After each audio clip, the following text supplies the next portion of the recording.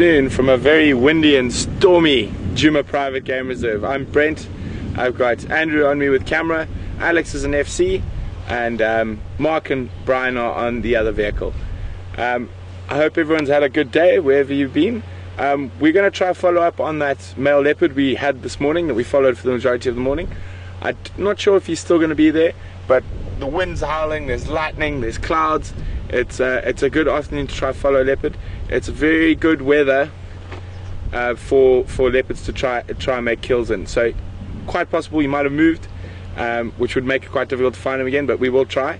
Otherwise, if he is in the same area, he's probably going to head out hunting quite shortly.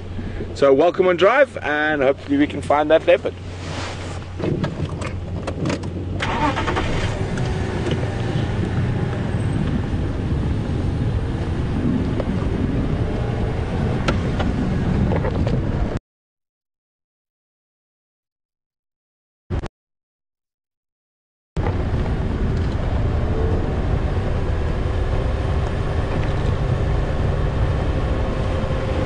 Let's keep quite a close lookout from me, because he wasn't far from these clearings where we left him this morning.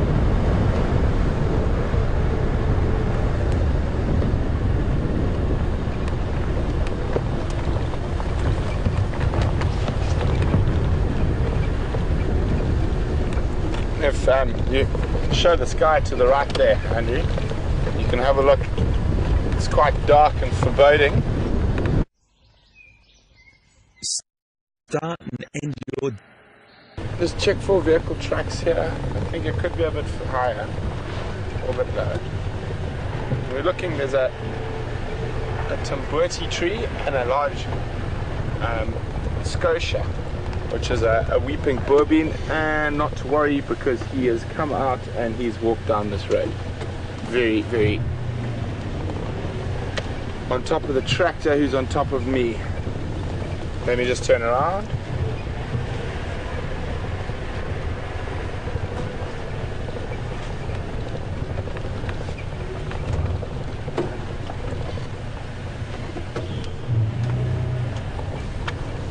Tracks of that male leopard have come out onto that track that runs on the western edge of quarantine clearings.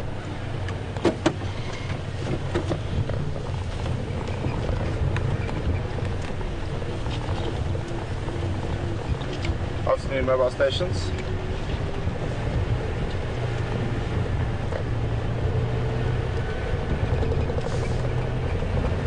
So he's already moved. So keep your eyes open, Andrew. Those tracks look fresh.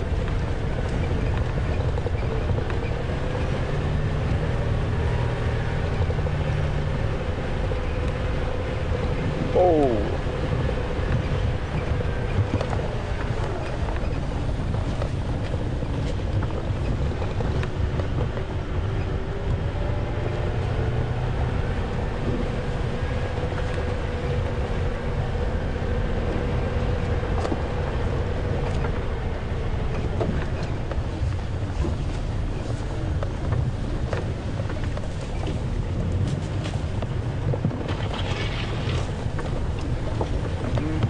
Not seeing any trucks here.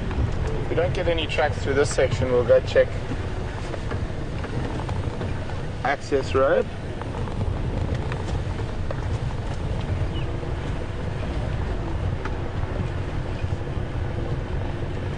So while Andrew and I are tracking here, we're going to cross over to Mark so he can say good afternoon to everyone.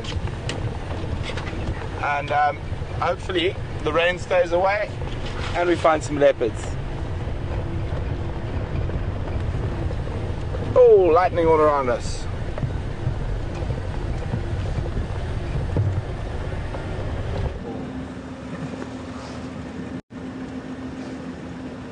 We have an electrifying afternoon here at Djuma this afternoon. Good afternoon and welcome to our part of the world here in the Sabi Sands. A rather incredible thing that's happening, and some of the things are telling me about it this morning. Termites and ants. Yesterday it was tortoises, and we need to go a little bit further back to be able to see that. There's a very strong wind coming in from the north and a storm blowing out in the south with this massive thunderstorm in the northwest. and we have been delayed. We got the edge of this thunderstorm that went to the northwest, but it might actually turn around and come back again. Cyclical. My name is Mark and Brian is on camera. The leopard man's at it again.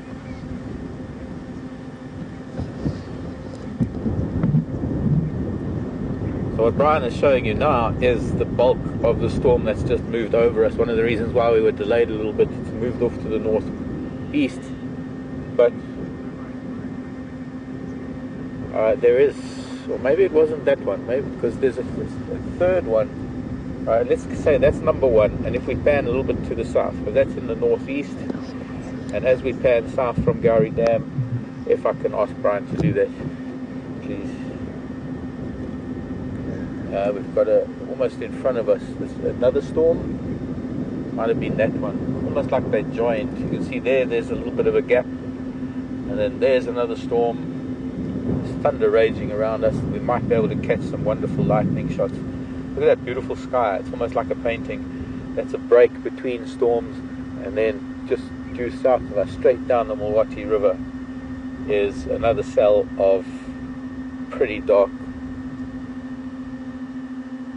cloud and a column of water coming out of it. Wonderful to have these rains.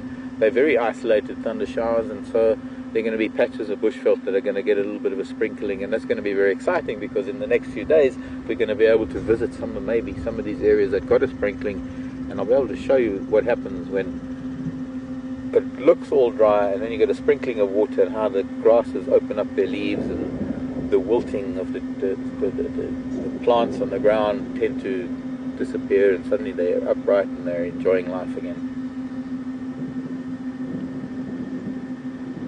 Buffalo here at the dam, they don't seem too perturbed, and I think every one of us, Mom told us we had to get out of the swimming pool when there was lightning, but I guess these buffaloes, that didn't happen.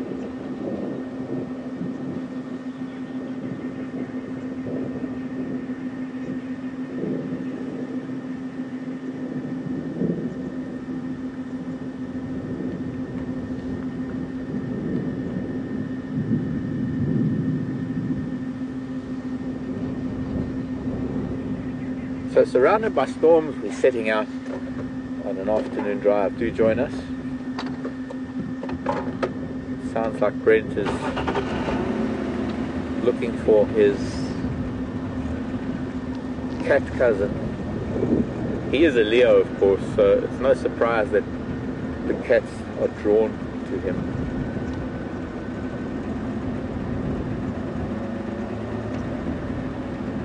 Brent Leo Smith. Hello.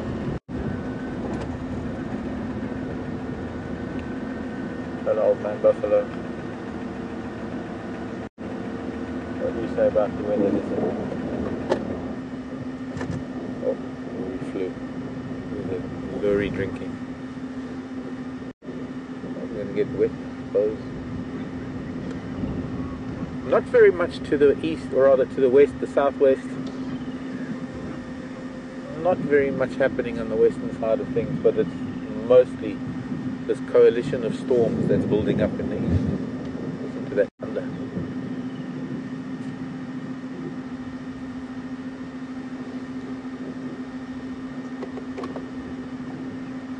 Do you need help there, Brent?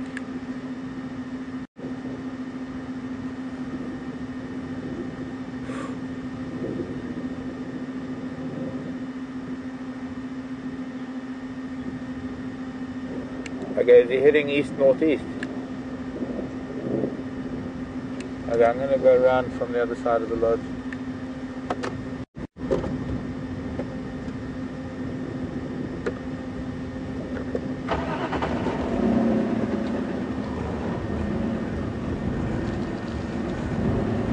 Fancy skies.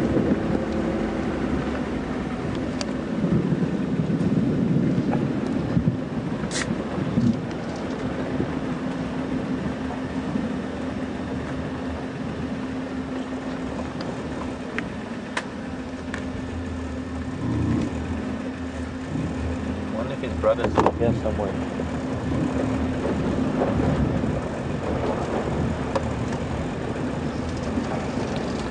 This is kind of exciting, very exciting actually.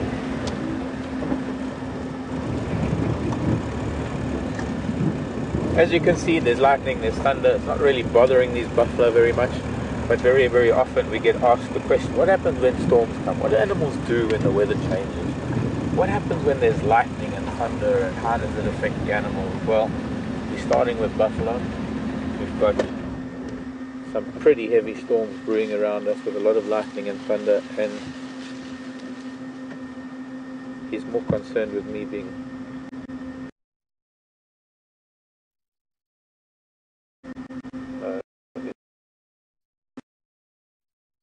something else.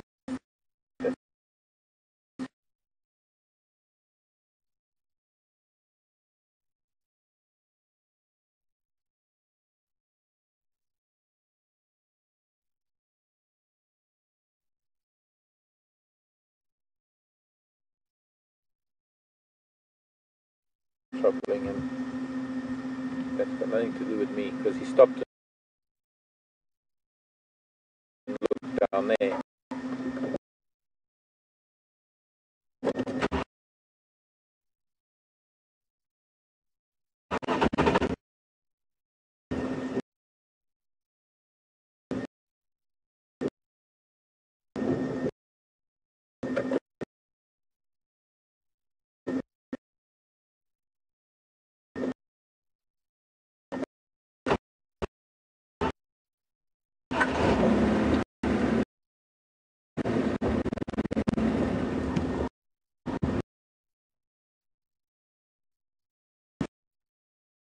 Moment the storm.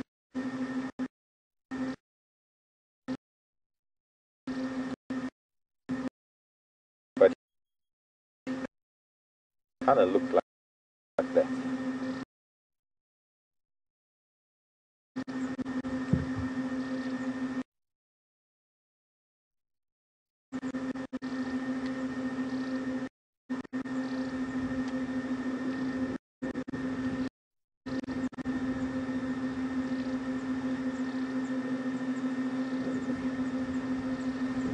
I think a lot of thick leaf teak areas where the elephants have actually farmed the trees and created these stands of trees become quite a good weather break. Oh, Brian, any chance of getting this little red bird? Oh, no, never mind. Sorry. Oh, see, that little buffalo thorn.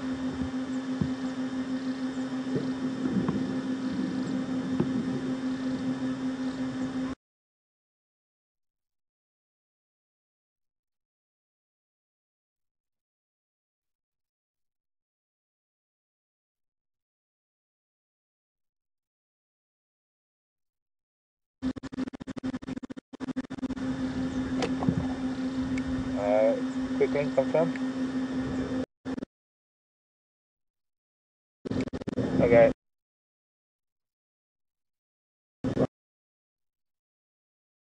I'm going to try and get close.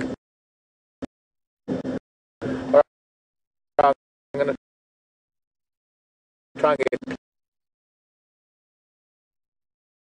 closer to him and quickly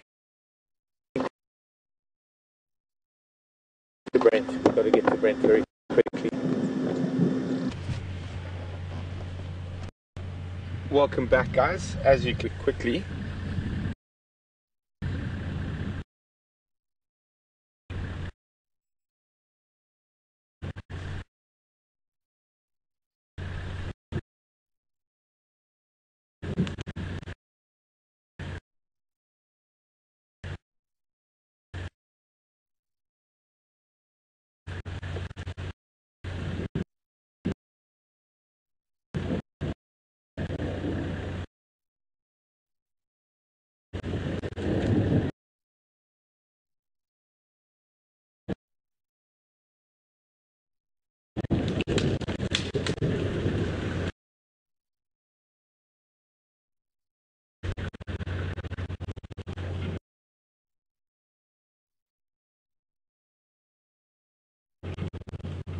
okay, we're going to try and move around, guys, so we can try and find technical driving.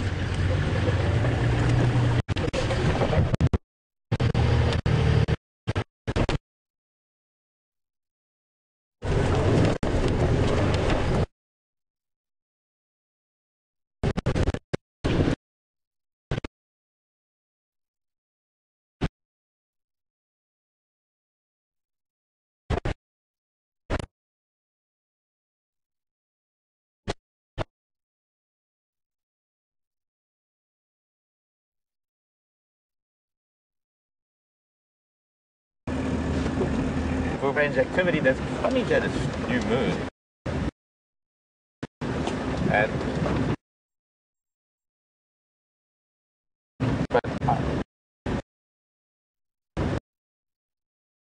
there is also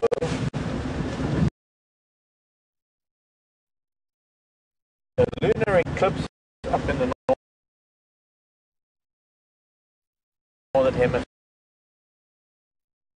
mostly the north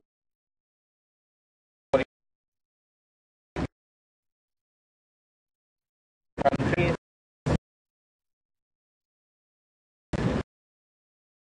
There's going to be a full lunar eclipse, solar eclipse tomorrow. What did I say? Moon, no, solar eclipse. Great. The moon is also on its perigee, which is a very vital thing because it's at the closest point. It's the supermoon. We've been seeing a lot of things have been posted over the months about the supermoon.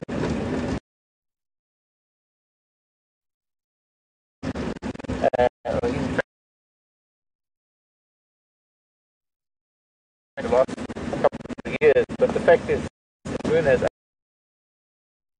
18 years cycle. So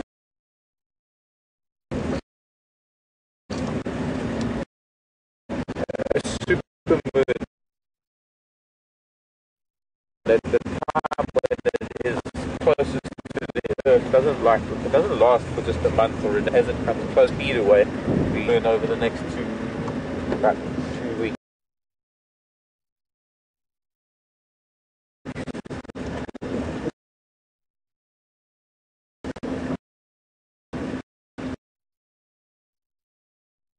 But there is also we're at the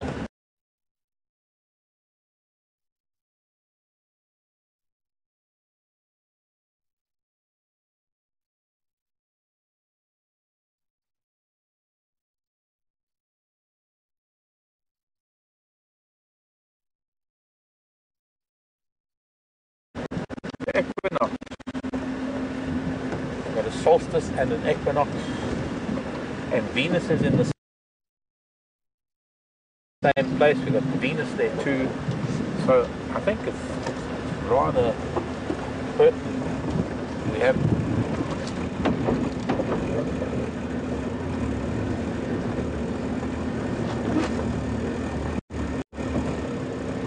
the inlet drainage line probably. People at Gallagher.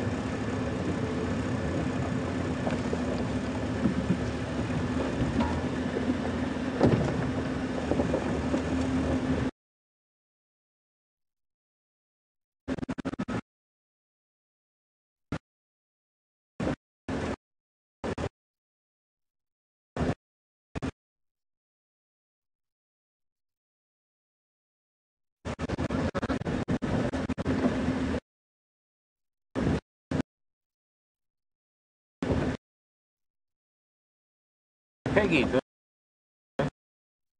don't worry about life.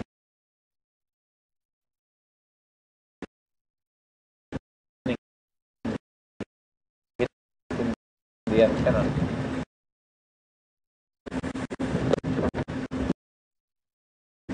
Peggy, I think the fact love it from the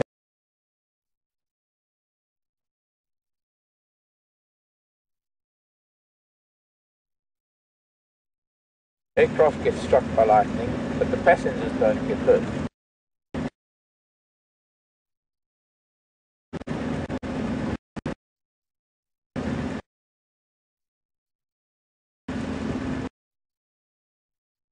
Say the Tesla effect. What is it called?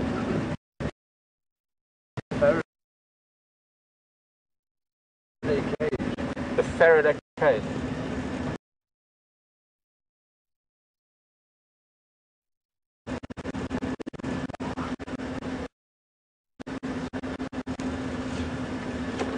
Okay, drainage line here.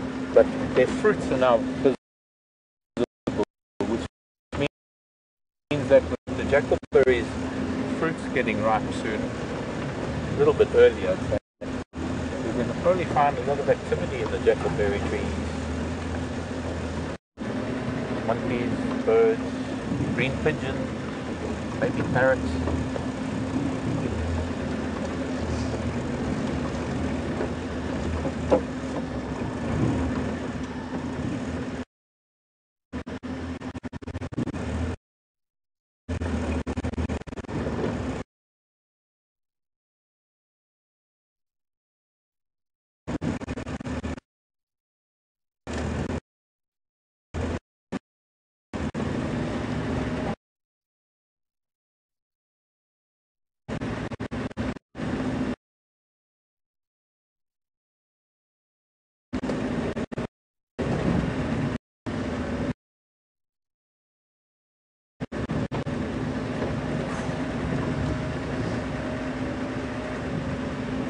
All this heavy shower.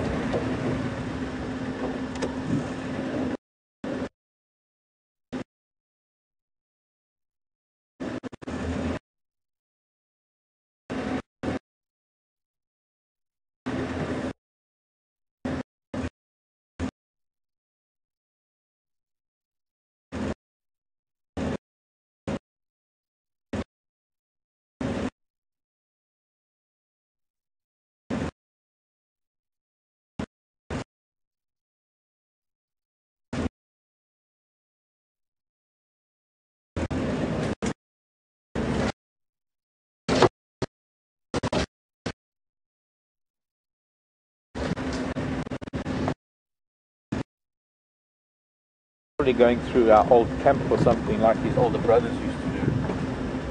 I think it's Kunyuma, if I'm not mistaken, but he's somewhere in there.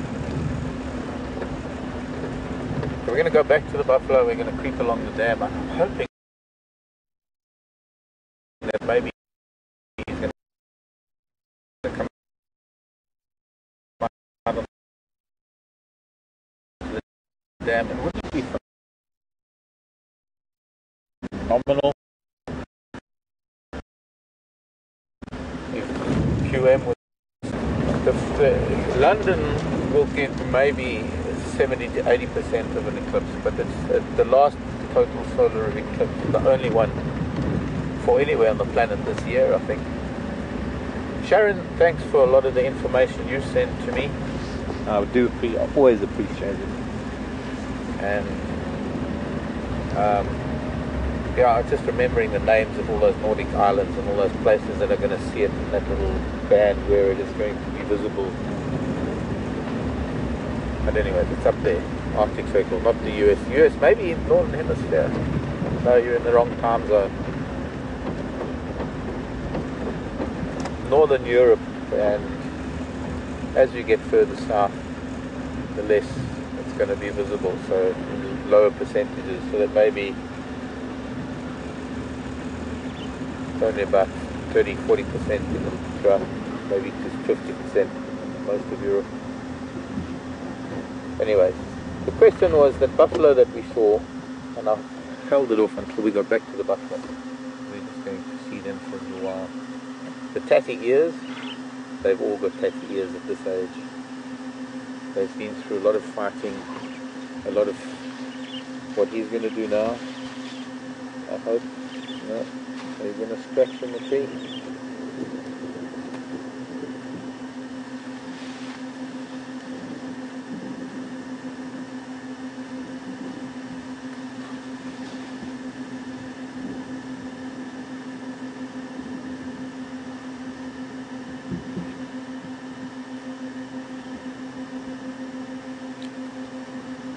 Thank you, Alex. The next solar eclipse around next year sometime, 2016.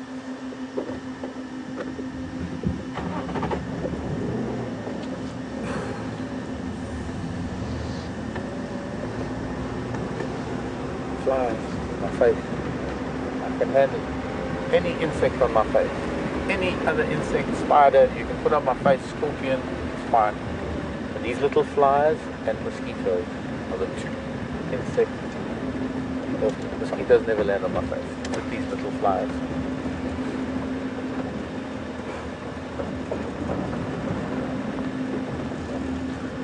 We're going to try and look at almost every one of these old boys. But it's just kind of an age thing. They fight a lot. Those horns are so close to their ears, and very often. I'm going to stop here. Lovely big old muddy pool. They are Cape buffalo. They are often mistakenly named water buffalo. It comes down to even what I try and explain about flowers. There are common names to things that, I guess, in the end of the day, that it all becomes semantics. Turtles and terrapins and tortoises and bugs and beetles and mantises. Call it what you want. There is a nomenclature for every living organism on the planet. It's called a binomial nomenclature. It's a two-name system. It's almost like we have a name and a surname. Every animal, every plant, every living organism on the planet has a name and a surname. And I guess that's what really matters. But I suppose in common terms, water buffalo are mostly associated with the Asian buffalo in India going east into Asia, and this is more commonly known as the African buffalo or Cape buffalo. It was called the Cape buffalo. In fact, its scientific name refers to its first being discovered in the Cape and being called the Cape buffalo, and then I suppose explorers and people that went further into the zoological identification of things in Africa found that it occurred everywhere else in Africa except for the forest buffalo, and very much like the forest elephant as opposed to the African elephant, we're talking about a different animal, or an animal that is adapted to pick forested regions in Central West Africa, where they are much smaller individuals. Their horns are very, very different. In fact, their horns are more like the water buffalo of Asia than these savanna African buffalo.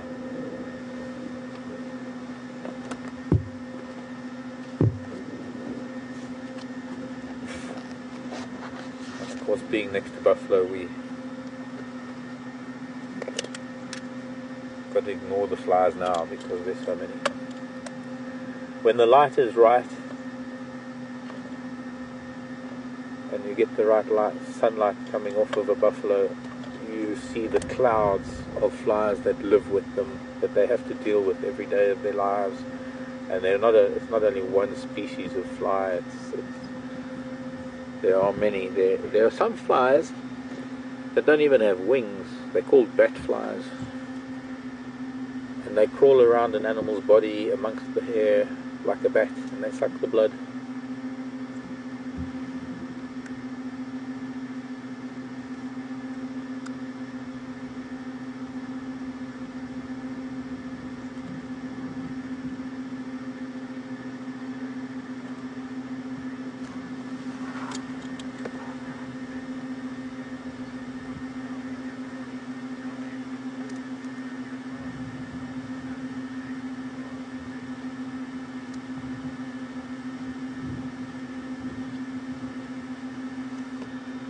I'm so glad to hear from Destiny.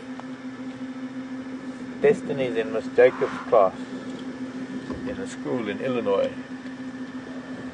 and it's nice to hear from you again, guys, because I know it's not just Destiny, there's a whole bunch of you out there.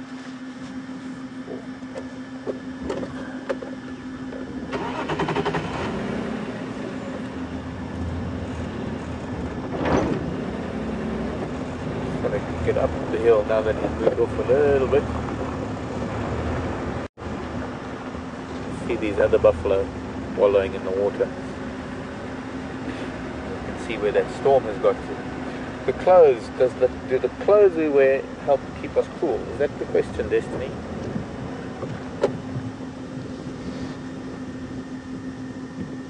No, actually, when it's hot, you don't want to. You want to be in a swimming costume, jumping in the water, or doing what the buffalo are doing. But there are some things that make safari wear now. They make clothes for the bush, and you'll find that places like Australia and here in South Africa, you'll find that there are companies that have developed clothing that help you to stay cool, and you can buy special clothing that allows your body to breathe while that keeps you shaded. And the very important thing about it also is that it keeps the UV levels down. It gives you UV protection as well. Ultraviolet, the stuff that burns you when the sun is shining, the sun that sunburn that you get that's not good for your skin anymore.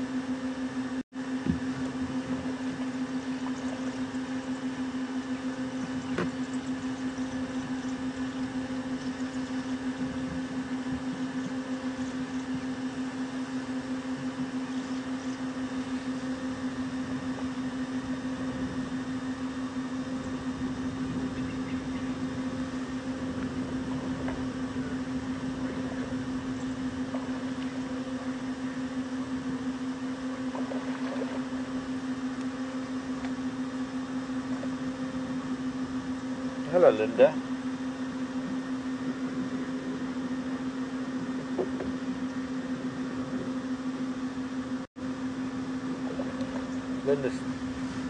Linda's in Dallas, from Illinois to Dallas. Illinois to Texas. Hi, Linda. Do we see a lot of eye injuries? No, we actually don't. And it's quite remarkable, really, because when buffalo are fighting, they can really get rough with each other. It can be quite a thing to see how close those horns come to the eyes sometimes. You can also see how the ears get so tatty when they are sparring, because the ears get caught between horns and things quite a lot. So, yes, there's certainly a lot of ear injuries, but for some reason they seem to, maybe because when anything happens close to their eye, they become so defensive that they don't let anything. To know, I've seen buffalo sparring, and I've seen times when I've thought that, boy, that horn is so close, it can pop that eyeball out any minute. And, ooh, what a strike of lightning.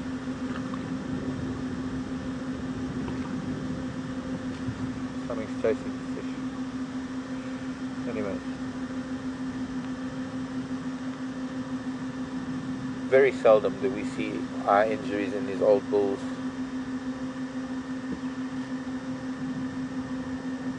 I think if you look at the boss of the horns, if you look at where it drapes over the side of the head like the judge's wig,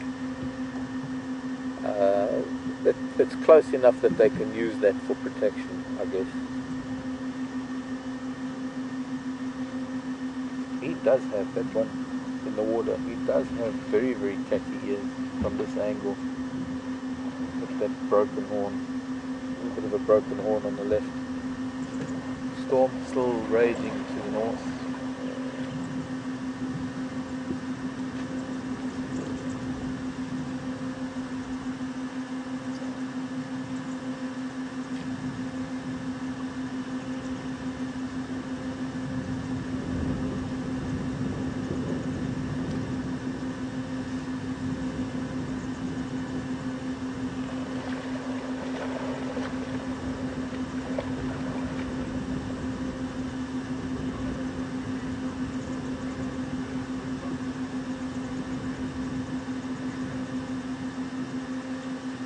Good afternoon, Colin.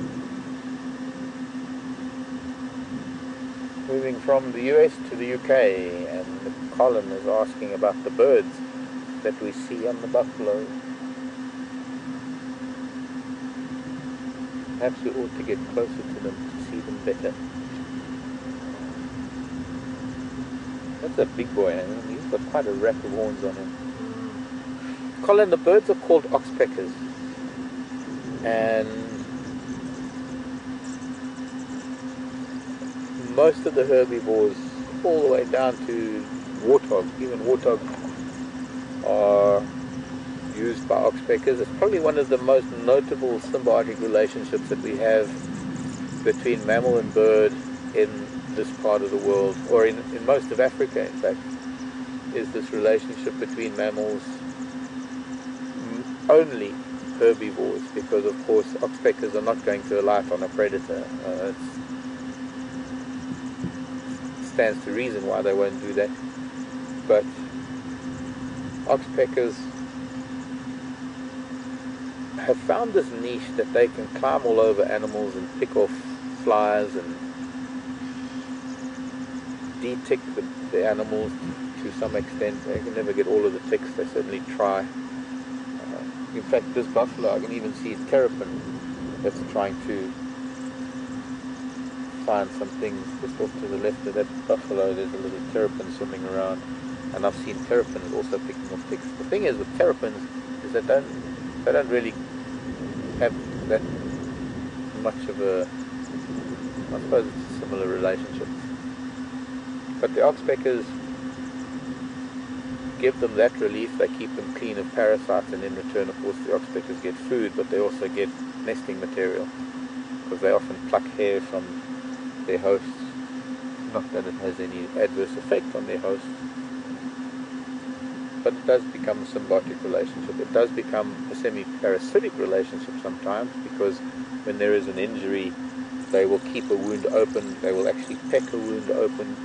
They have been known to lap it, suppurating, or rather bleeding wounds, not necessarily suppurating, but they've been known to lap it blood on wounds, and also to try and keep it open.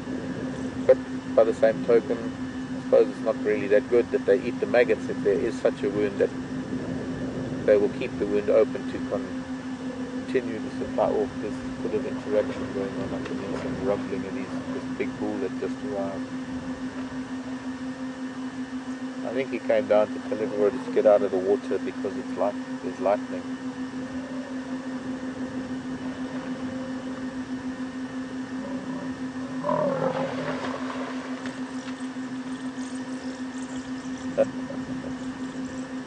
Or someone was in his place and he wants to come into the water.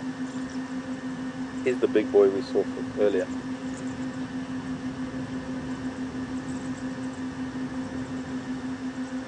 There's some bachelor impalas that have arrived as well. Who did that? Who was it? It was as well. I think Tara would be on bingo with an as well.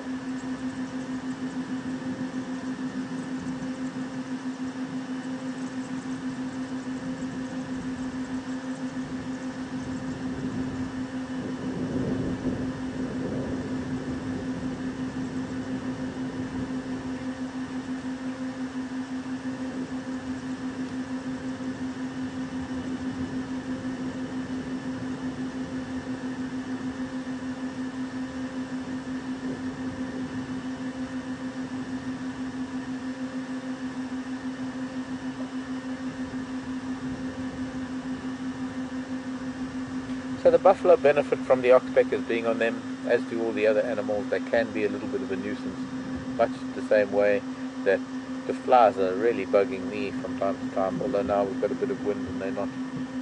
But sometimes the flies are all over my face, and I feel for the buffalo, because for every fly that lands on my face, they've got 5,000 that lands on theirs.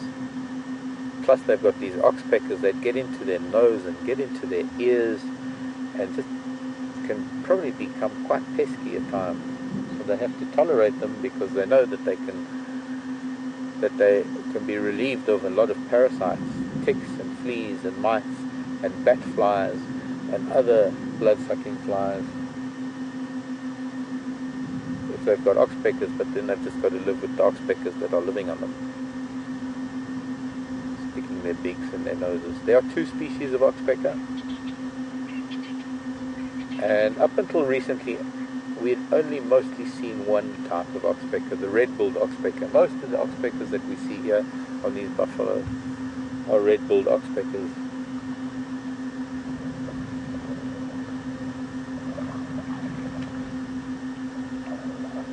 And lo and behold, just a few days ago, I noticed some yellow-billed oxpeckers on some kudu cows that were crossing Gowrie Main.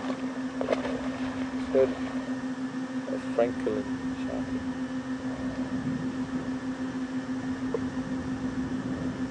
Brent, come in. Oh, the Impala have taken off. Are you still standing by there on that open area on Gallagher?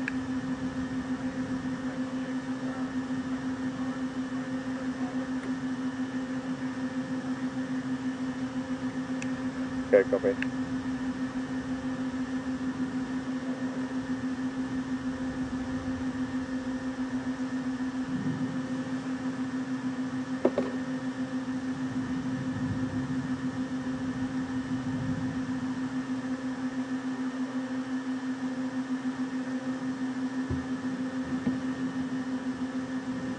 Let's move along.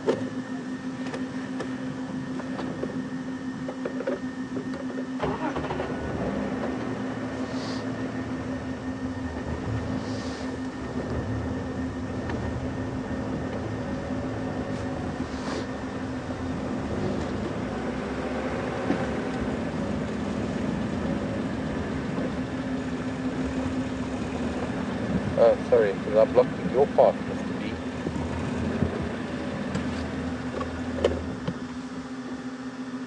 Karibu sana.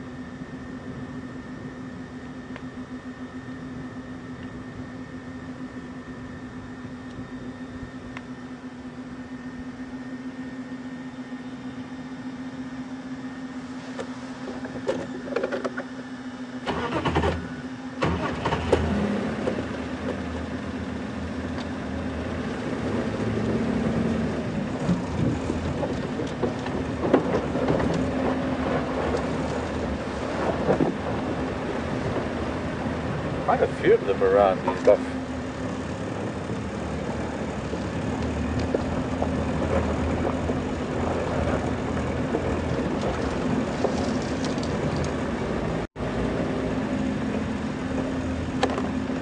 Okay, copy, thanks. Hello, man.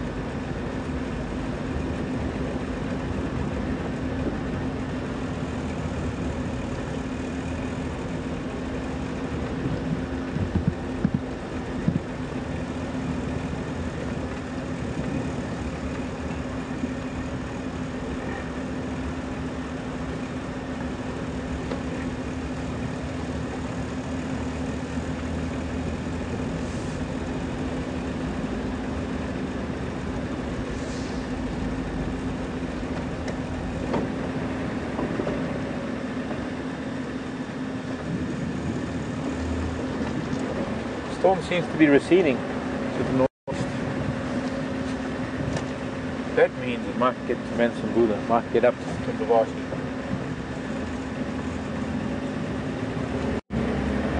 Probably getting up to Auckland Gate right now, the top of the storm, the northern edge of the storm. Probably reaching around Auckland, Sandringham.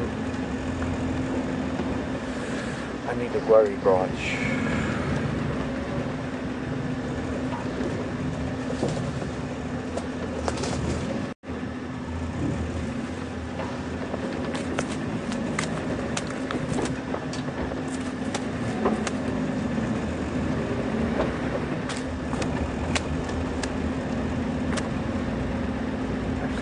Well, it's split again. There's half the storm north and half the storm east going southeast, so it's split up again. But I think once again it missed us. It was a perfect setup for a storm this morning. Clear skies. And then cloud building up. Ants building mounds, termites building tunnels.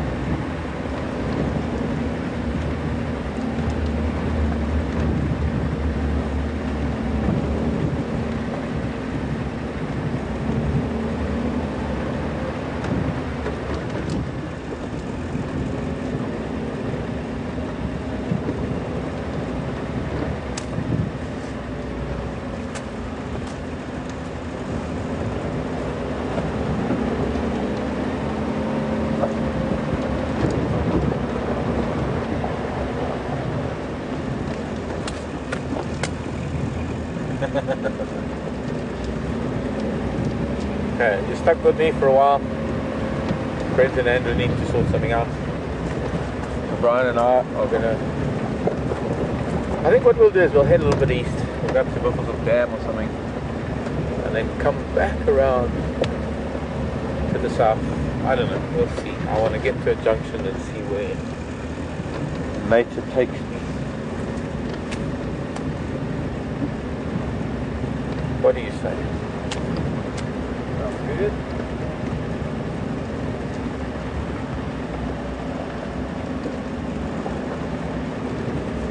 Where's...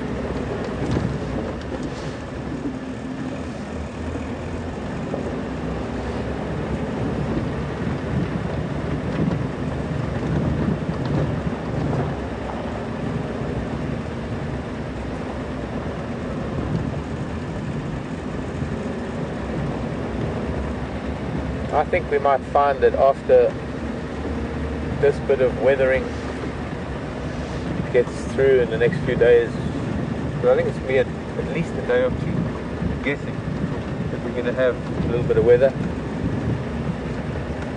We'll find that things like European bee eaters and the rollers, a lot of birds might have decided to follow the storms, and lo and behold, look what I have found.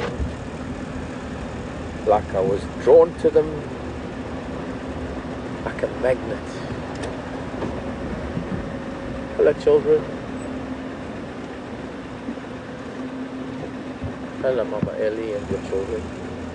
May we join you. May we come and say hello. There's another big mama coming, so let's stop here.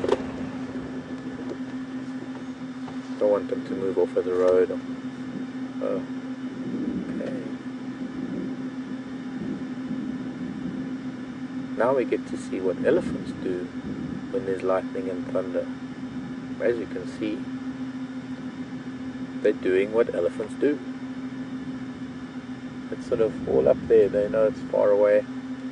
They probably count 1, 1,000, 2, 1,000, 3 for every lightning strike, and they count how far the thunder is. She's a big girl. Lady, sorry, lady.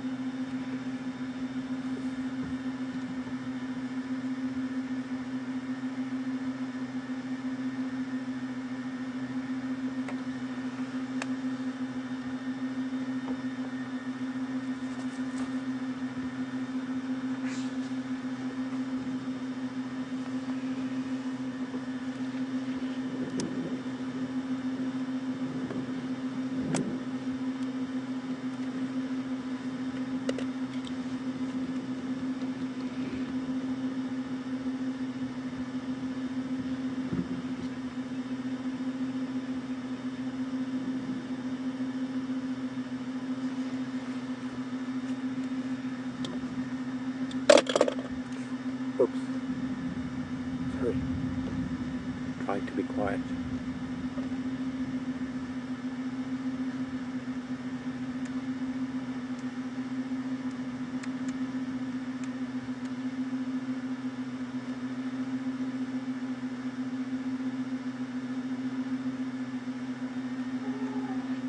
Oh, I think it's quite a big herd. I just heard more elephant trumpeting much further to the west.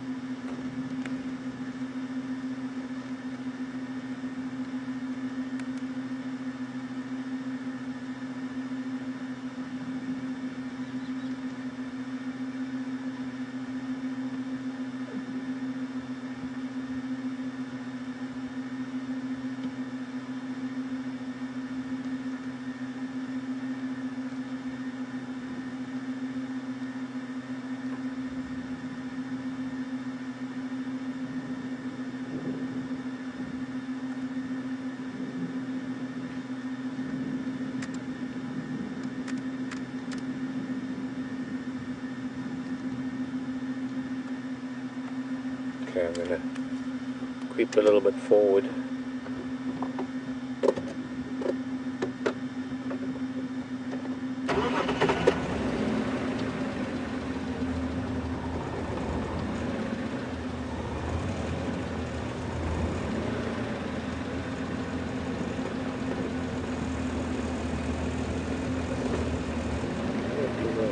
I wonder if those are leaves on her back. I must have a look at all the white spots.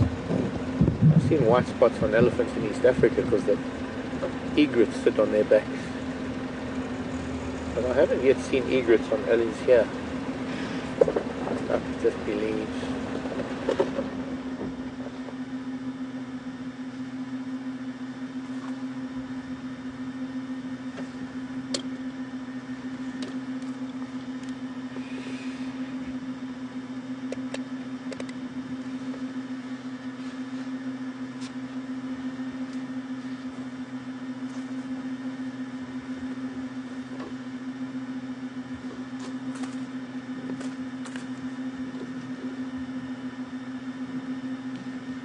Look at that little one. Such big tusks and it's so small. Already such tusks.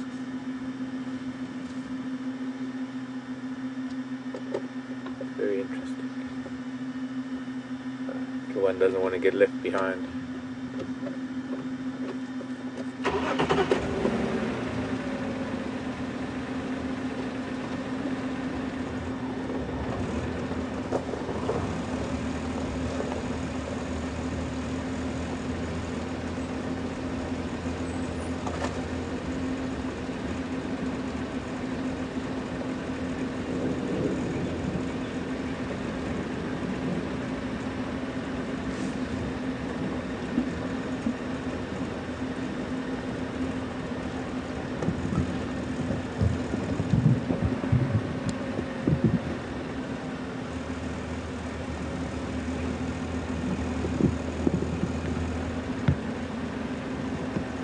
a small elephant, but it's not a young elephant.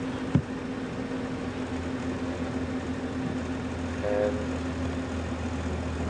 one of the things that tells me so is not only the length of the tusks, because I've always said that length of tusks has nothing to do with the age of an elephant. It's the size of the elephant and so many other factors. But she's got such, well, very strange. There's also a very, very deep groove in that right tusk, and that doesn't happen until, well, it takes years to develop such a deep groove in the tusk. And, well, elephants, much like us humans, you get tall people and you get short people. You get basketball players and you get jockeys. And such is the way it is with elephants. So she could just be a really small ellie with really beautiful tusks, and it's that right tusk. I'd love to get a photo of that. Can't really tell from the ears. I was going to say that the ears might be tatty and they are folded over a little bit at the top, and that is also something that happens with age.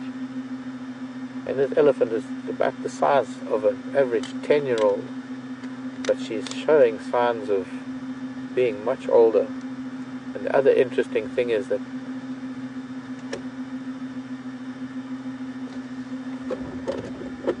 it doesn't seem to be that she's even lactated before.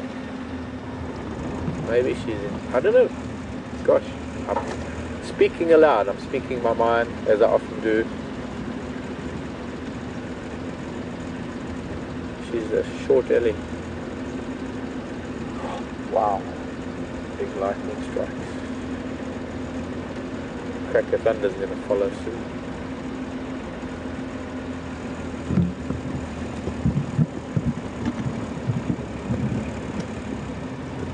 Over this light drain seems to be another big female way up ahead on the road.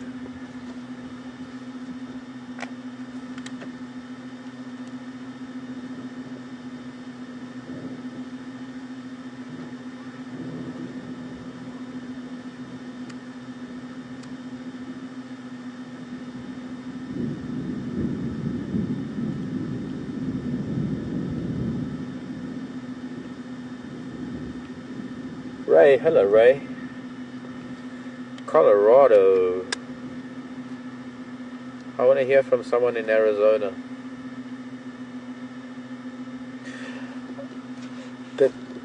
Does this ellie, does she seem to be a tusker? Or is it random, the gene, the tusks, does it run in the family?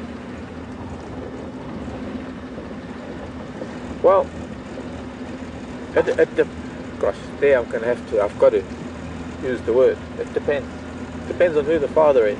If the father carries the gene and the mom carries the gene, then there's a double chance of there being a big tusker, whether it's male or female. And, well, I'm guessing that is mom further up ahead, and, well, I have to say that she's kind of lacking in that department. She's a big female. She's really a large elephant cow, but she's got remarkably small tusks compared to this little girl who seems to be an adult in a child's body.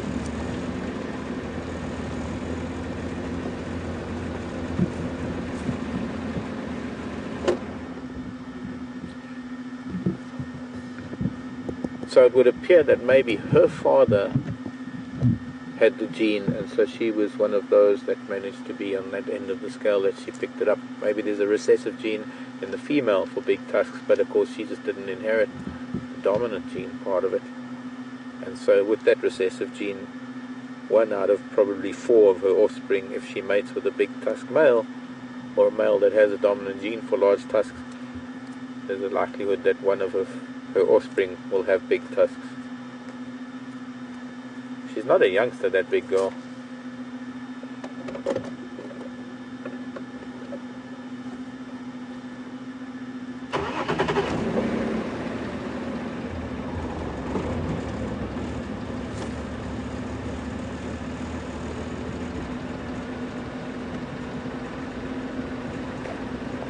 The storm was also abating. There's still a little bit of rain in the north. Most of the broad swath of rain, probably it looks like the clouds emptied out. No longer raining there. It's going to be this beautiful evening of, well, it's a beautiful evening. It's cool. It's a little bit moist, humid. They're heading up towards a dam known as Kunyuma Dam on Buffels Hook. And I'm just looking at fresh, very fresh elephant dung from a very young one. Could have been that youngster, but it looks like it might have been an even smaller ellie. Very distinct elephant pathways that they're following now. Both probably elephant and hippo pathways. And then they join up with the road. So let's go forward and get onto the road. We're just sadly going to say goodbye to them once they get onto Buffels of Cut Line, and then my ellie time is over. And then I'm going to, well, at least I've had an ellie fix.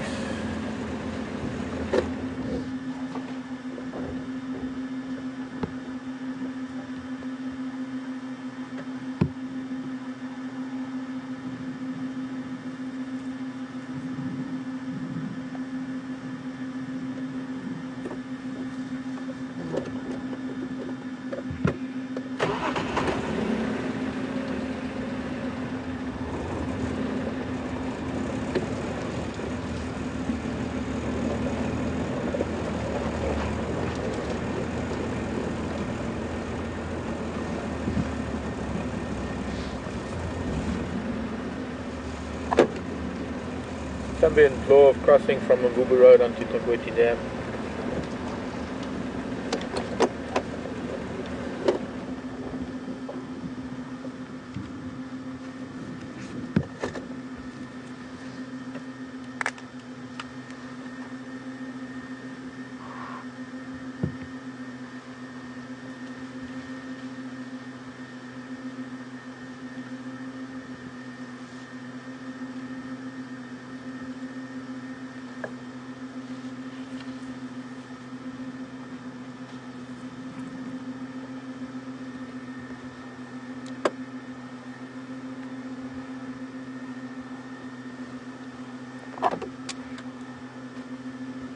Andrew, come in.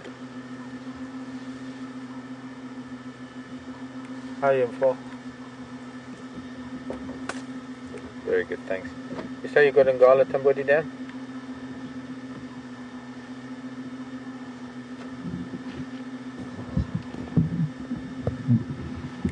Okay, copy. Lex, nice to hear from you again.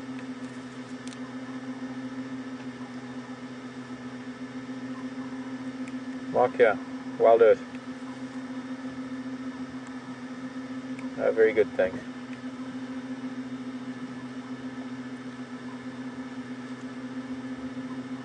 Yeah, sounds good. We're at research camp at Djuma.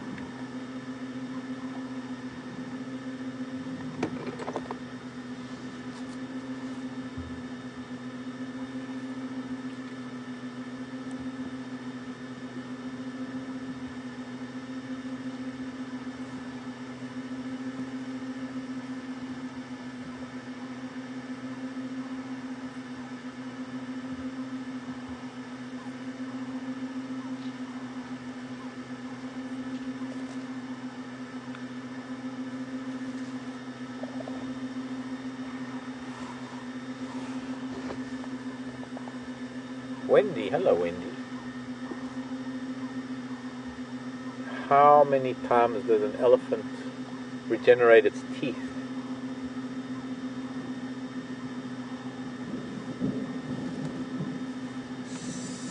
6 sets of teeth for elephant, Wendy, but it's their cheek teeth. A set of molars. Elephants have a rather unique dental structure in that they don't have separate teeth as most other mammals do. They have this huge set of molars because, well, they feed on such dense vegetation. They feed on such, they need, actually not only feed on, but they're vital to their diet. Just by the way, there, I'm assuming that big girl over there that we're looking at now, although her back is to us. There we go, turning slightly. I'm guessing that she's the matriarch. And you can see she's quite an old girl. She's a lot bigger than the smaller Ellie that's to the left of your picture. You look at this difference in size of tusks. And she's probably mom, or even grandma, maybe mom.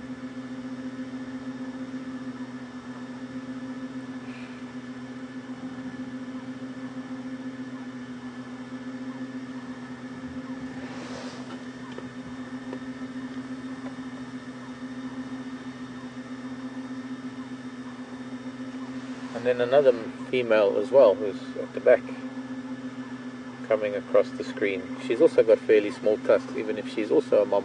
Or maybe these three girls are the same age, and they're sisters, and it was their mother that was the matriarch, and now they... I would love to do genetic comparisons. Anyways, getting back to the dental side of things and teeth of elephants, their tusks are one set. Well, two. They have baby tusks when for their first year and a bit, maybe year and a half to two. Their tushes, very small tusks that are their baby teeth, and then they get their adult teeth, which is their adult incisors, like our two front teeth, and those incisors then grow for the rest of their lives. Luckily ours don't, but theirs do. And for their entire lives the tusks grow, and of course the growth of tusks, as I mentioned earlier, that's all got to do with genetics. Now the other side of them, the other side of their dental structure, are their cheek teeth, the teeth that they use to chew all this roughage. And being so abrasive, if they were to only have two sets of teeth, they probably wouldn't live through their teens. They probably wouldn't reach 20. Because they're born with the first set, the second set come out when they're already going into their second year. And then as they grow, the set of molars, the group of this mass of teeth that precedes the previous one, or is it succeeds? Precedes? No, proceeds. The set of teeth that come afterwards are a much bigger set because the jaw is bigger, the animal is older, and as it grows and as it gets bigger, it needs a bigger set of teeth in its jaw because the previous set is now getting very worn down because of the roughage and the abrasiveness of cellulose, the plant cell, the plant what keeps plants rigid and what makes plants cellulose. It's like sandpaper if you're chewing on it every day, and grasses in particular. So that by the time they're in full adulthood at 40 or 50 and they've got these really massive jaws, they need a set of teeth that can handle that size of jaw and the size of the foliage or the vegetation that they're eating. And so they go through 6 sets in a lifetime. But now nature's very clever, because it wouldn't really do to have one set of teeth and then have those teeth fall out like we do, and a new set or a new tooth coming in, because they don't have individual teeth. So that would mean that a whole molar set would have to come out or fall out or be discarded while there was time for a new set of teeth to replace it. So nature in its wisdom made tooth replacement for elephants on almost like a conveyor belt system, where the teeth are replaced, that the new teeth grow in the back of the jaw, and as the jaw grows, the teeth move forward, and in so doing push forward the older set of teeth that is now getting worn down and cracked and incapable of sustaining the elephant. And so there is constantly a surface, whether it is a combined surface of 2 different sets or even sometimes 3 different sets, the last of the one set, a full set that's in play, and the beginning of a new set. There is always teeth in play being able to produce, or rather consume, to mulch, to masticate the kind of material that they need to survive. And having said that, we are now seeing the last little elephant rump disappear into the bushveld, and that's that young female. I'd love to see her again. But a rather intriguing question left behind after this herd of elephant, in that that was an adult ellie. She was half the size of usual adults, and I don't know how often we get to see such a size comparison between how adults can vary. I think I'm going to go a little bit further west since we've lost them.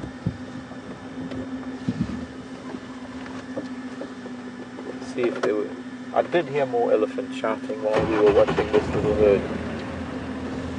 But at the time, there was that one female missing, so it could be her that was coming closer.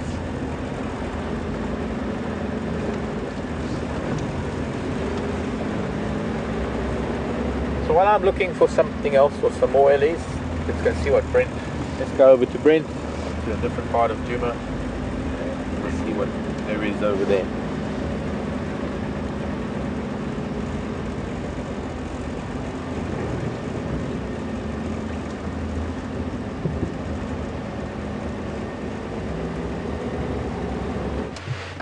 Welcome back, guys. Andrew and I are still waiting to see if Kunyuma comes out of this really thick drainage line that we lost him in. He was heading this way. I heard some bushbuck.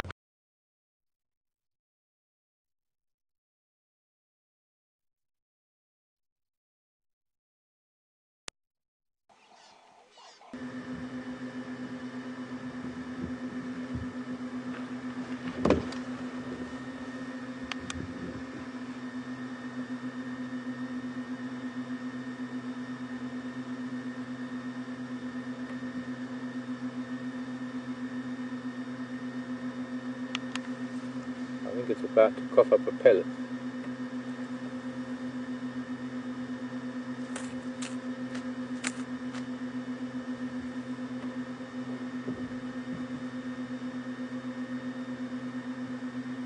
You know how owls have to cough up a pellet because they don't digest the fur and the bone of their prey, or the feathers if they're eating birds? Well, insect eaters also have to cough up pellets because they don't digest the exoskeleton, that hard outer shell of the insect. They can only digest all the juices inside, and since they can't digest it, it can't go through their digestive system, so it sort of becomes this little pellet that they regurgitate.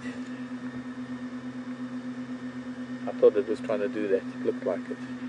It was like doing like a cat does when the furball is about to come up.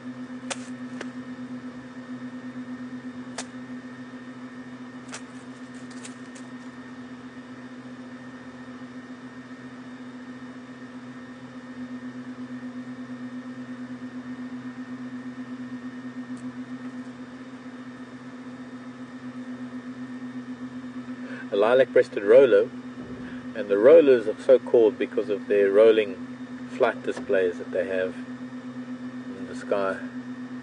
They do all sorts of barrel rolls and double loops. Quite the aerobatics.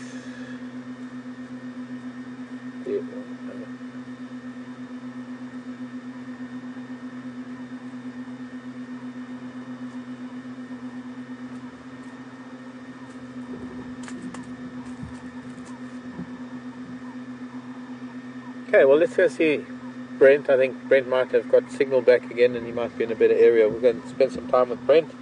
I'm going to continue and hopefully find something else for us to watch this afternoon. And I'll see you a little bit later.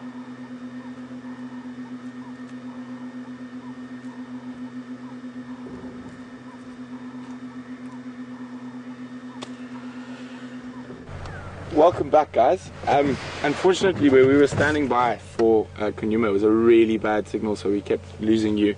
So it seems to be a dead spot in that drainage line there. Unfortunately, we weren't able to find him again. He went into a really thick area that I couldn't follow him through. So we waited around there for about half an hour, 45 minutes. He didn't come out.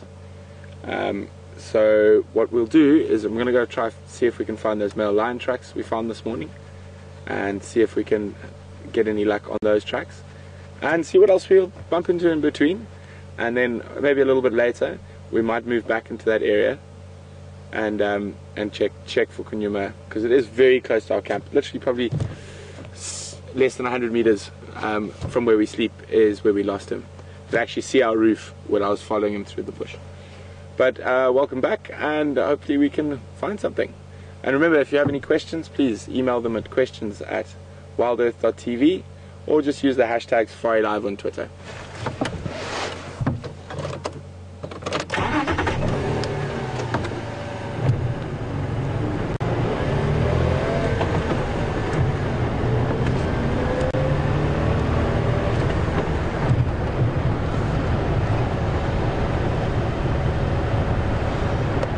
Well, it was really nice to start with a bang with Kunyuma, who, I'm not going to lie anymore, I can't pretend I've got other favorites. Kunyuma is definitely my favorite. Just really like that attitude. I mean, they're amazing this morning when we found him. Just sitting 25 meters from us, and he just bounds right up to the vehicle and stops like a meter from my door, just because he can.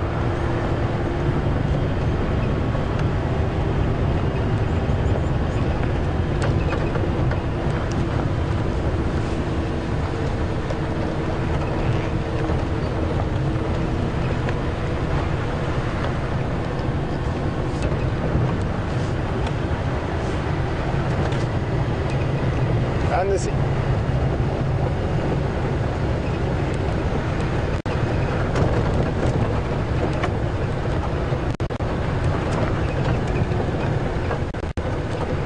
whether that was Andrew or Angel. Good afternoon, Angela. Welcome on Drive. Angela just said she's astounded at how we are able to identify the individual leopards so easily. Well, with that one this afternoon, it was a bit easier because I had found him this morning and I'd had a really good look at him this morning, and then I went back to where we'd left him, and we found his tracks again, and we followed his tracks, and we found him in the bush from following his tracks. But generally, the easiest way to identify is generally from the spot pattern on the top lip, but that can be very difficult. You actually need to get a very good, clear view of that.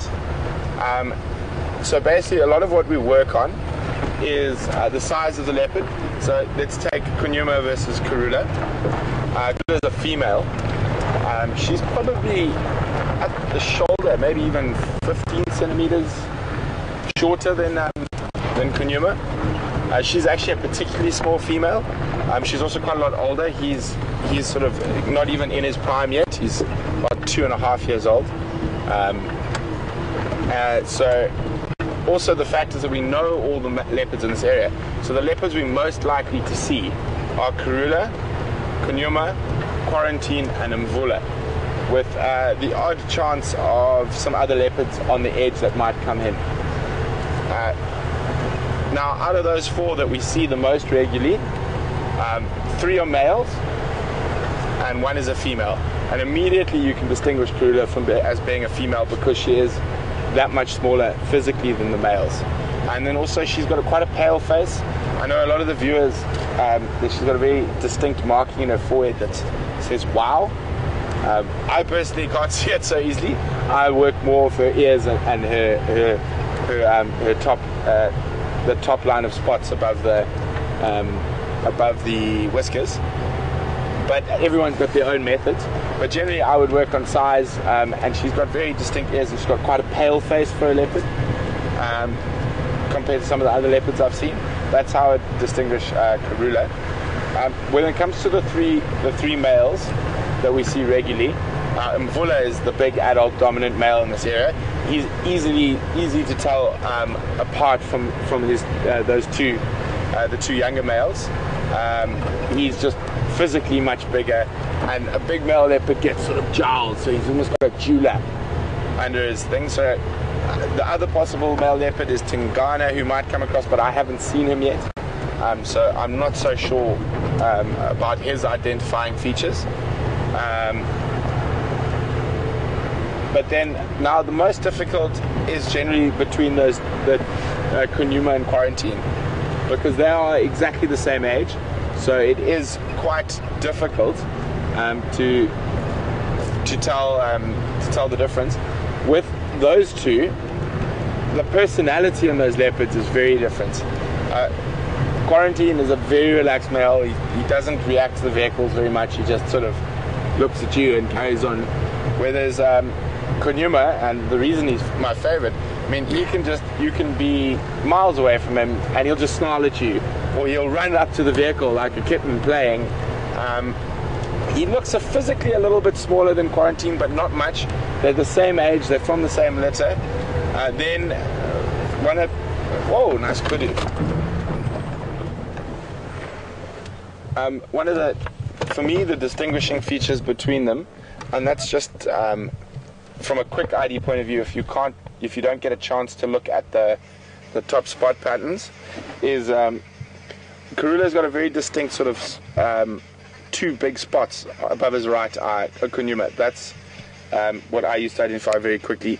But normally his personality will make him one of the easier leopards to identify in this area. I hope that gives you some idea. A nice kudu bull.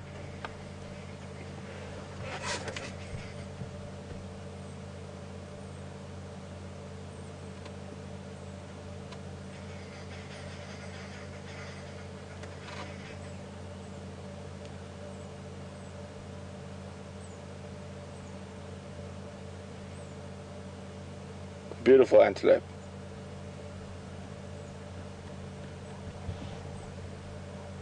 So kudus are actually non-territorial. Let me just try to sneak a bit forward.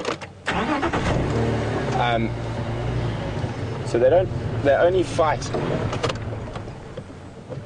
only over females when there's a female in estrus. Other than that, you'll quite often find bachelor groups very happily grazing together, browsing together and spending time together. There's probably another kudu around that we just can't see, and the nickname is the grey ghost. For every one you see, there's 3 you don't.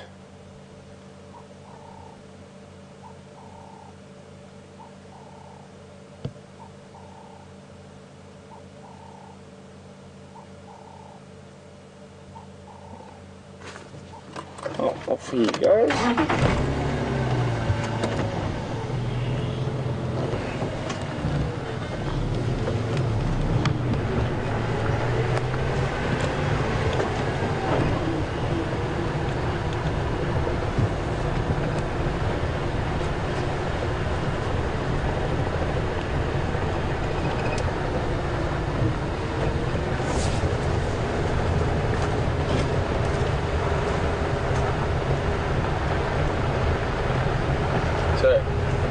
I lost those lion tracks, or left those lion tracks, because we were following the leopard tracks this morning. Just down here, probably a couple of 100 meters from here on Twin Dams Road. I'm going to check this road. Unfortunately, the guys have been hard at work today, dragging roads with tires and stuff and fixing them. So there's been tractors and whatnot on here, so that can make the traffic. It does make the tracking quite a bit more difficult, but we're just going to go very slowly. And if I don't find any tracks, then what I'll do is I'll go back to the last track and take a walk, see if I can get a good general direction on them.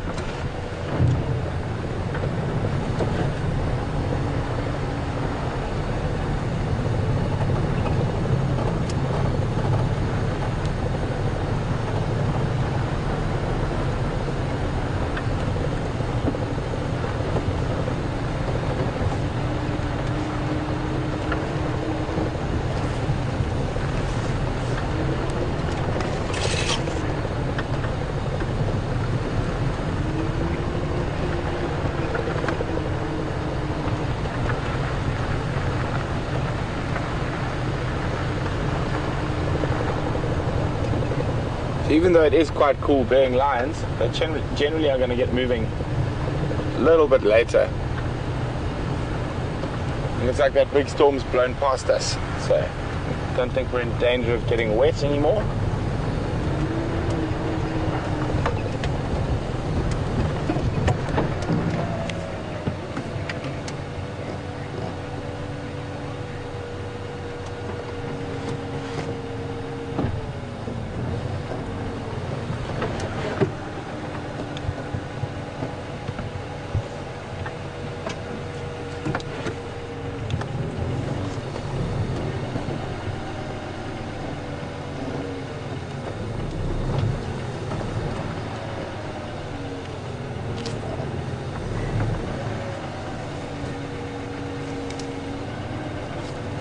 Film, just give me a few seconds.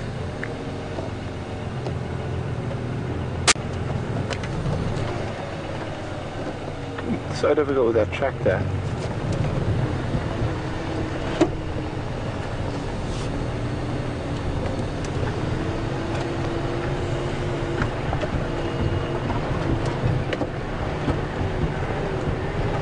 Afternoon, Joyce. Welcome on Drive with us this afternoon. Joyce would like to know, I'd be worried when the animals leave our boundaries because they've lost their natural fear of humans.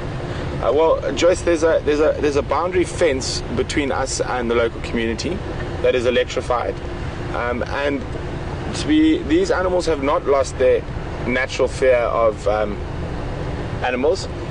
They are just habituated to vehicles. They are not habituated to people on foot. They will still react to people on foot the same way as an animal that has never seen a person would do.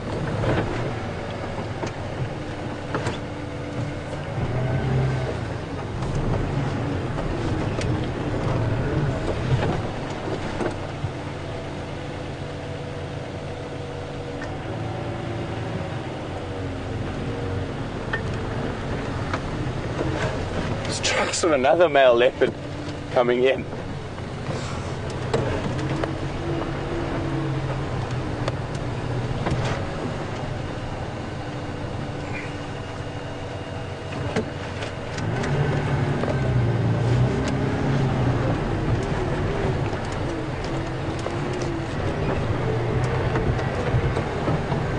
Let's just check on those line tracks again quickly and then I'll come back here.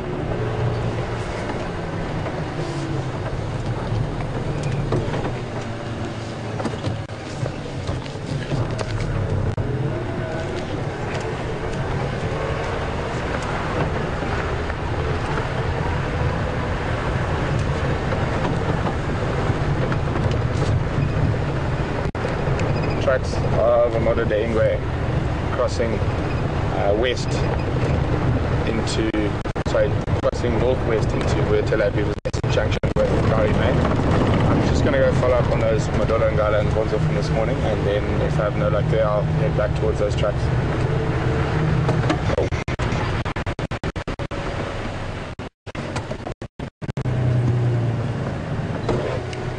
At Weaver's Nest, it's still a bit difficult because the tractors have been driving. There's also a Hlambi and Love in this position.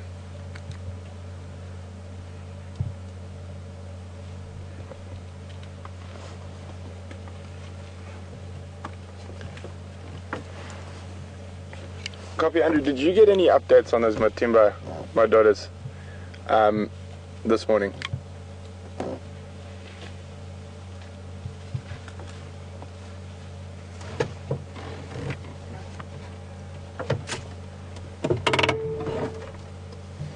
Well, then we just bumped into a nice little breeding herd of Ellies, and they seem very, very relaxed.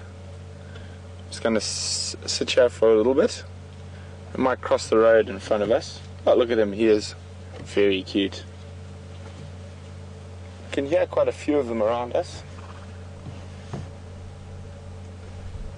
Let's move back a little bit, give her a space in case he wants to. Unless she wants to come through here.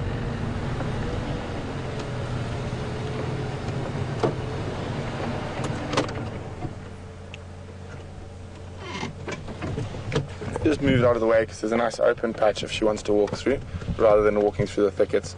So where she goes now is up to her.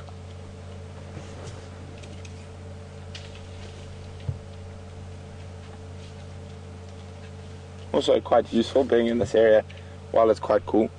We're in between the two roads where I think the lions are sleeping. So if anything happens to bump into them, we might hear alarm calls. So all's good in the world at the moment. Well, in our little world here in the bush.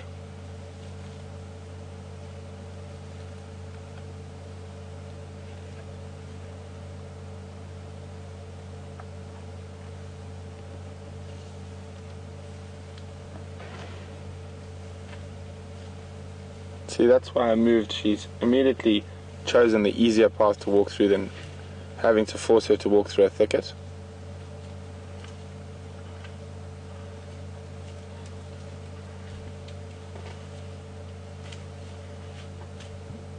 Cleaning the dust off. She actually looks like she's picked up a little bit of sage accidentally.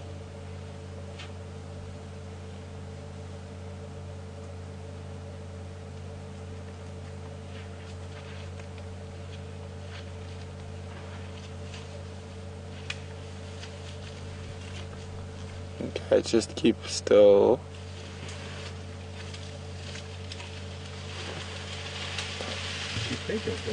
No, she's got a calf. That little one I think belongs to her. So she's lactating. But I don't think she's pregnant, no. I think she's... Yeah, you can see how swollen her teats are. But that little one that was fiddling around, I'm pretty sure he belongs to her. There he is, underneath her belly. And he's... I can't see him properly yet, but I don't think he's much... Yeah, he's probably he's still under a year old, so still very much lactating. I mean, feeding. He's quite strange if a little male started lactating.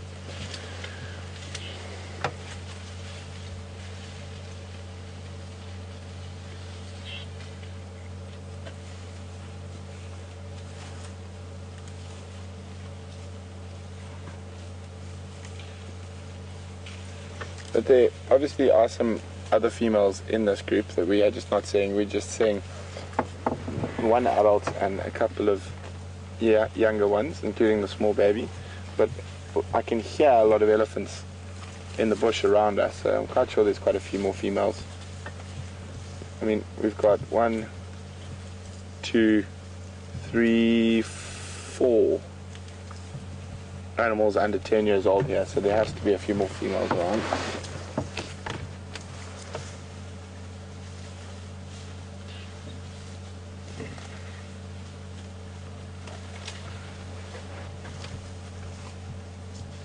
Let me just turn around, looks like I'm going to cross the road behind us.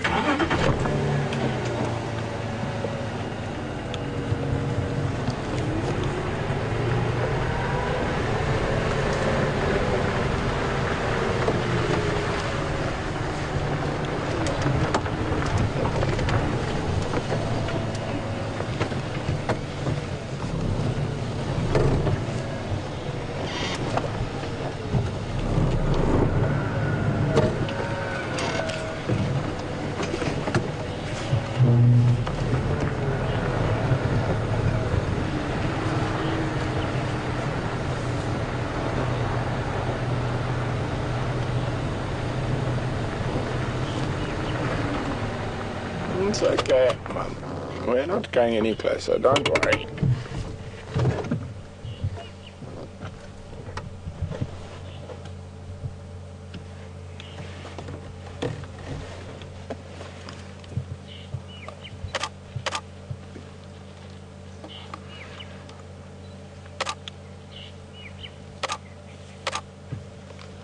He's very cute.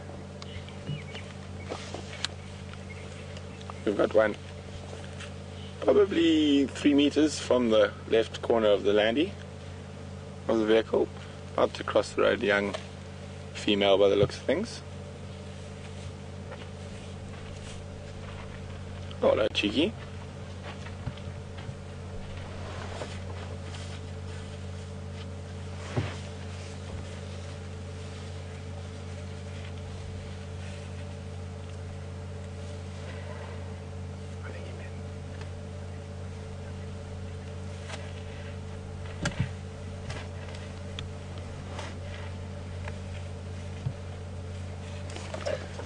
Trying to see what they're feeding, because they're not eating the grass. They seem to be eating one of the perennial herbs in between.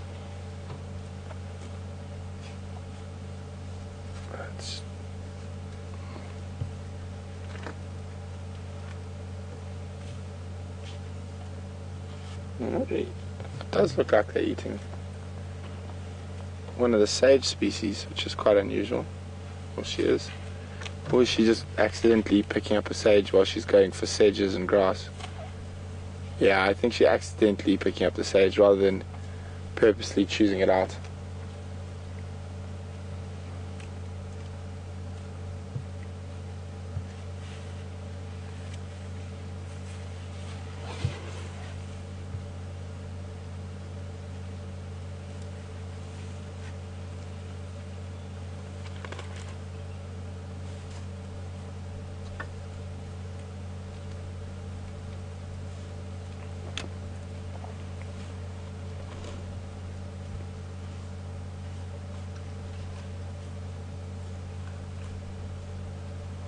And you see all those veins in her ears there. Incredible. A big elephant can hold up to about 8 liters of blood in its ears. And what they do is they circulate the blood through their bodies. And what they do is that's to keep them cool. So because those veins are so close to the edge of the skin, and they flap and that cools the blood, and then the cool blood goes back into the circulatory system, and the warm blood, new warm blood will come through, and that's one of the ways elephants keep themselves cool.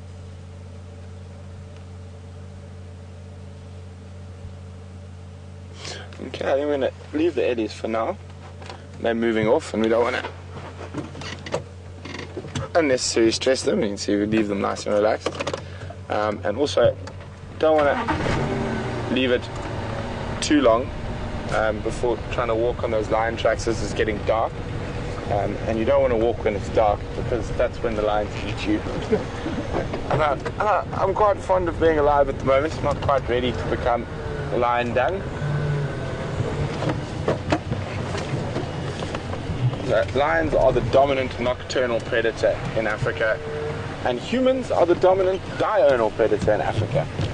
So during the day or when it's light, lions have a very healthy respect for people and will normally run away or growl when you're still quite far away to warn you that they're there. When it comes to nighttime, they will just eat you, unfortunately. That's why we want to go home when it gets dark. It's an old instinctive response to when we used to live out in the savannas, and when things got dark, people went missing. And it's quite interestingly how that is changed to some degree, that with modern living and nightlife and parties and nightclubs, certain people are in cities and stuff are starting to change. But it's quite strange when you take someone who's never been out into the bush before, being in a city like New York or LA for their whole life. And I got a very good friend who came out from LA to visit me. Well, it's him, his brother, and his girlfriend, and we went camping. It's amazing how even then, all of a sudden, and he's a musician, so he's out late often. All of a sudden, when he's camping, he was like, "Oh no, he doesn't feel safe leaving the tent when it's dark and whatnot." And that's a little bit of instinct coming in, realizing that there are things out there that will make a meal of you. Okay, well, it looks like we might be in luck that the tractor didn't come here today.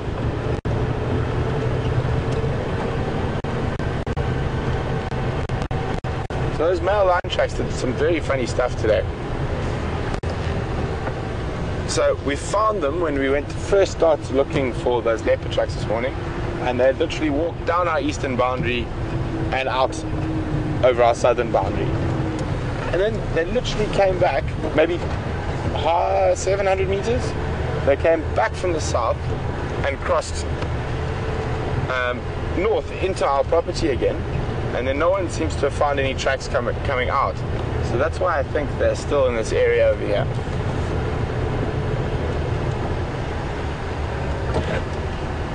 And the Matimba Coalition is starting to do some.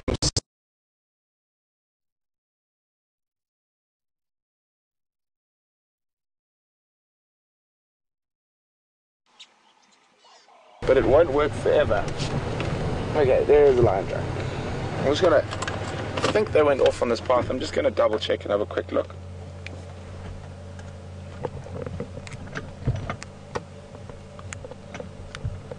Is that rain? Thought I felt a drop.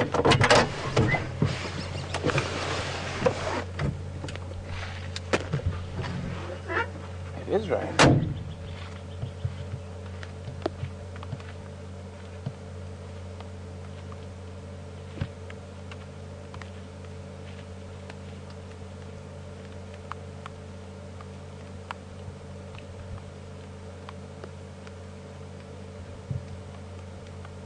The rain is coming.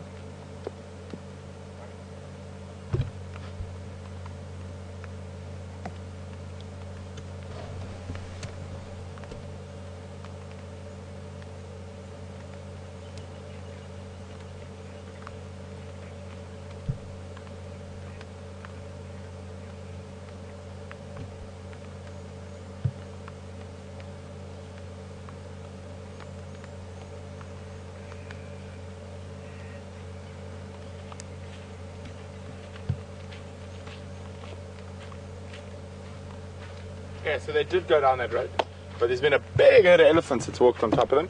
So what we're going to do is we're going to do another little loop around an elephant skull, maybe check all the way up to Treehouse Dam. They might have headed that way for a drink. Let's go.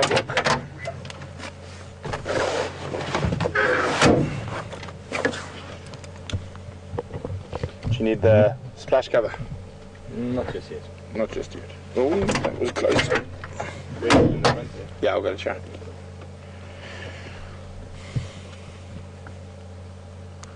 Looks like my big mouth might have been wrong. Ah, we don't have to worry about getting wet anymore.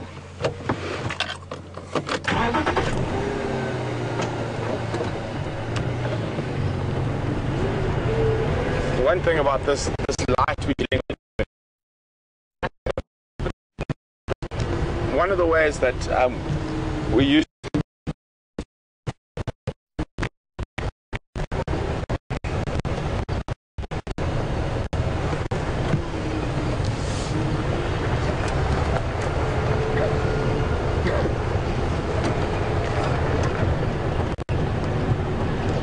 sorry guys, back again. As I was saying, what makes the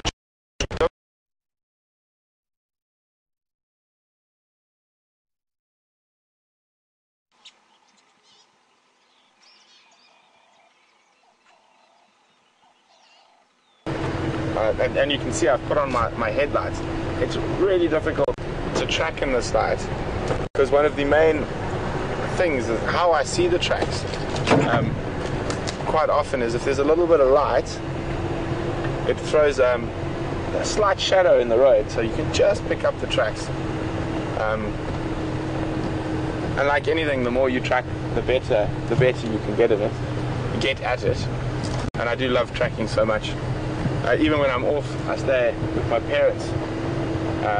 I go visit my parents on the reserve they live on, and I'm out with my dad 5 o'clock every morning, tracking lion, tracking leopard.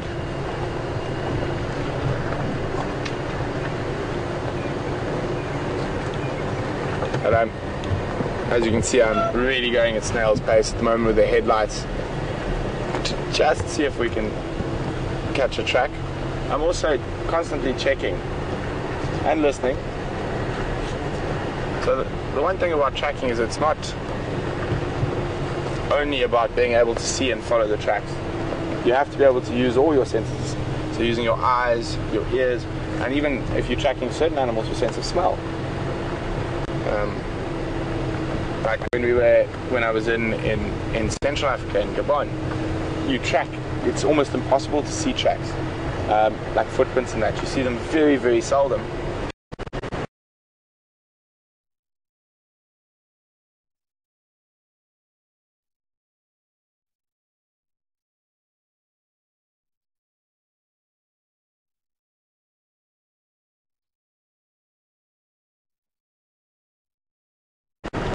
But like things like gorillas, because they're really, really flatulent because of what they eat, you actually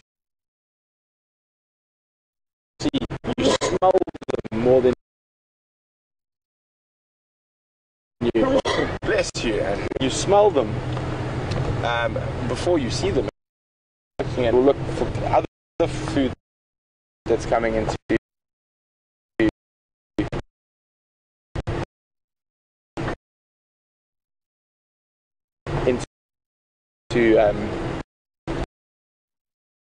season.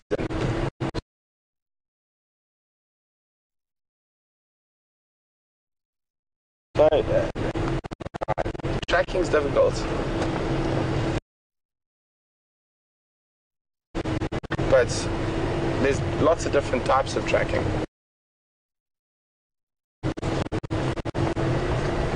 And really, really great animal. Questions at WildEarthTV. Nearly called me. Because those lions were around here, there's water here, and I just want to listen. It is about to get moving, or if they actually are feeling threatened by other male lions, they might start roaring.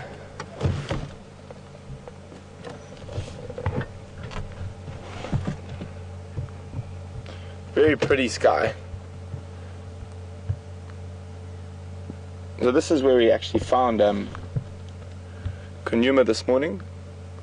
We followed his tracks up that road we came through, and we spotted him at the end of the dam.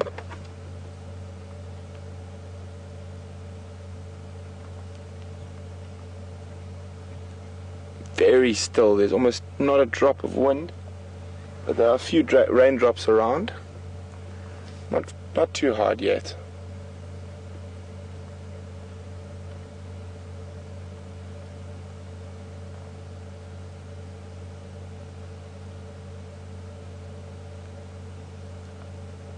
If this cloud cover stays tonight, it's going to be a very humid night.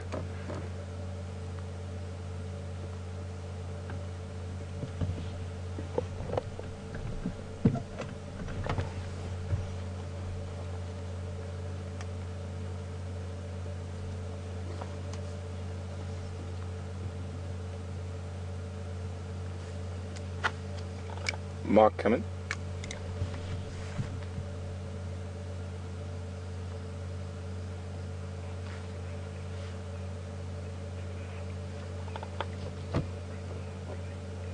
I'm just checking what's Mark's position and where is he checking.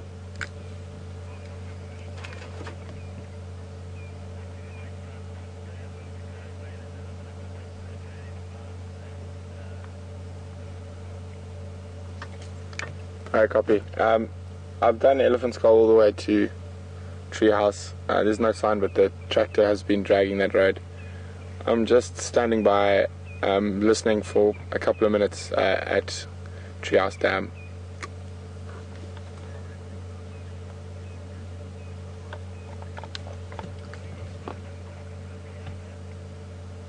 Hey, firm.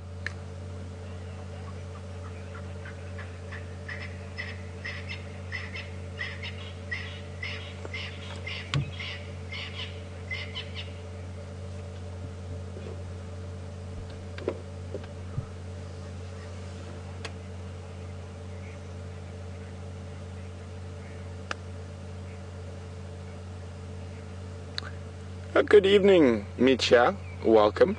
Micha would like to know how I'm so sure that those tracks are from a male. Micha, the male lion tracks are massive in comparison to a lioness's tracks. So I'm very sure that they are male lion tracks. I mean, they're much bigger, almost double the size of double the size of a lioness track. With leopard tracks it can be a bit more difficult, but again it's size that's the biggest difference between male and female tracks.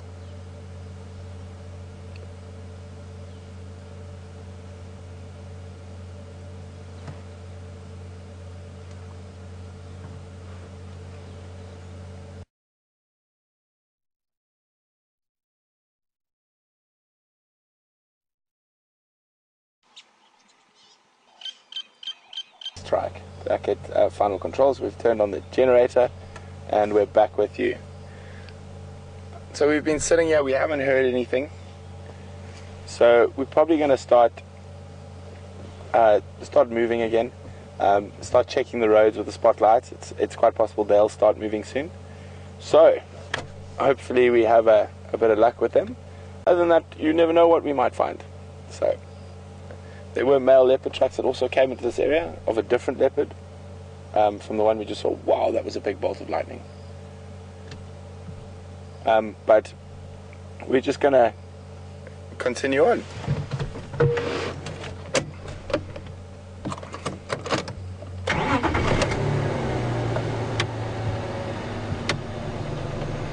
Let me just readjust here quickly. Oh, I'm going to lose my ears.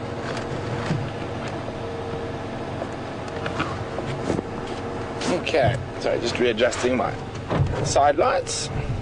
And my spotlight is behind me here somewhere, Andrew. I got it? Let's get off the damn wall before I start fiddling.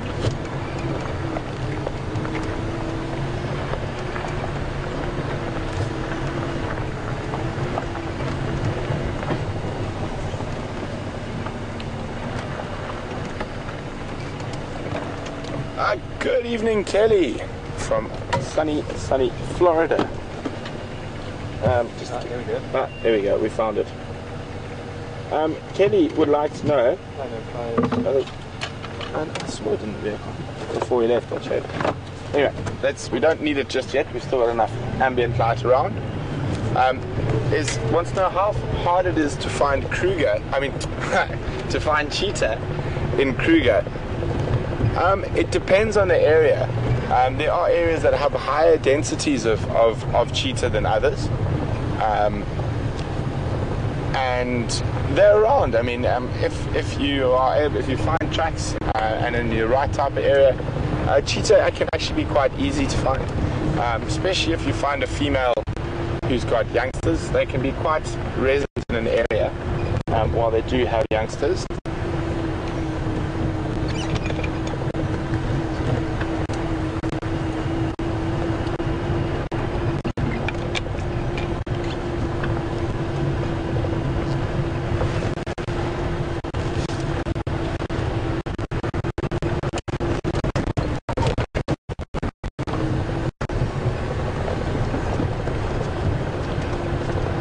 Mark coming.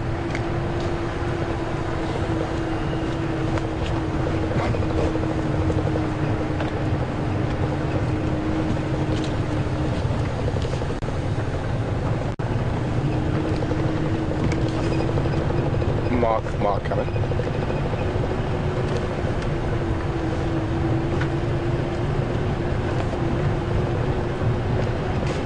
Hey, Alex, could you ask Mark if he took the spotlights out of Wendy this morning?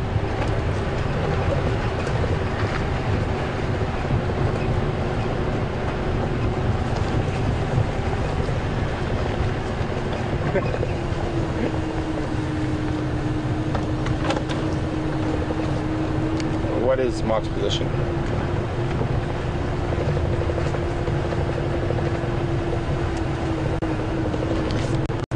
Okay, copy. I will meet him around on Elephant Skull, going back past Treehouse Dam.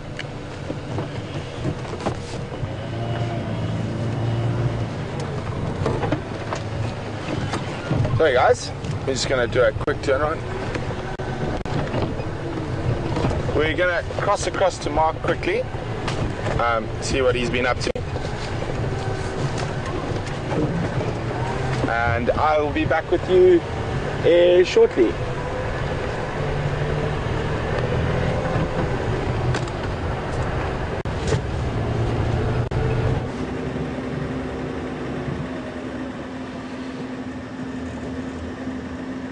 Night has fallen pretty soon too because of the dark cloud in the sky. It got dark fairly early this evening. Welcome back to Djuma. Brent has been checking this road that we're on now. He's been checking here a lot today, and I tried to have a look on the other side of this drainage line, the area where the sticks used to be. periodically. Didn't really sing. Djuma was doing some work on the roads today, so we don't have many tracks to follow. It's great that they've done this work on the roads.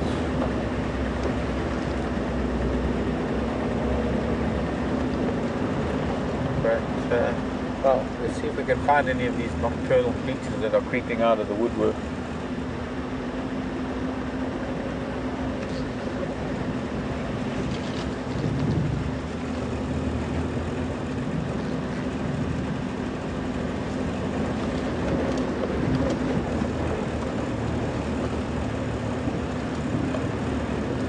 There's another one. Been a few nightjars. I can see a nightjar in the road now.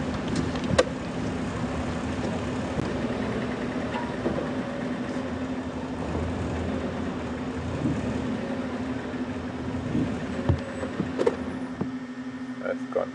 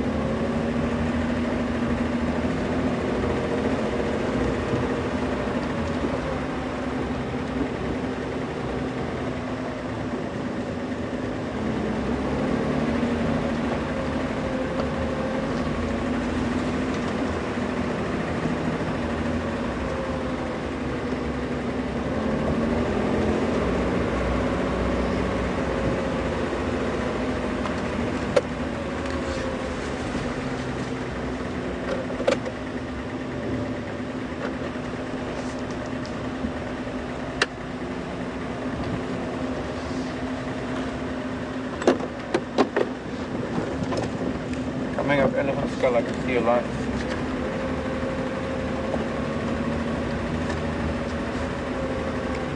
Just stay there. I'm coming up to you now.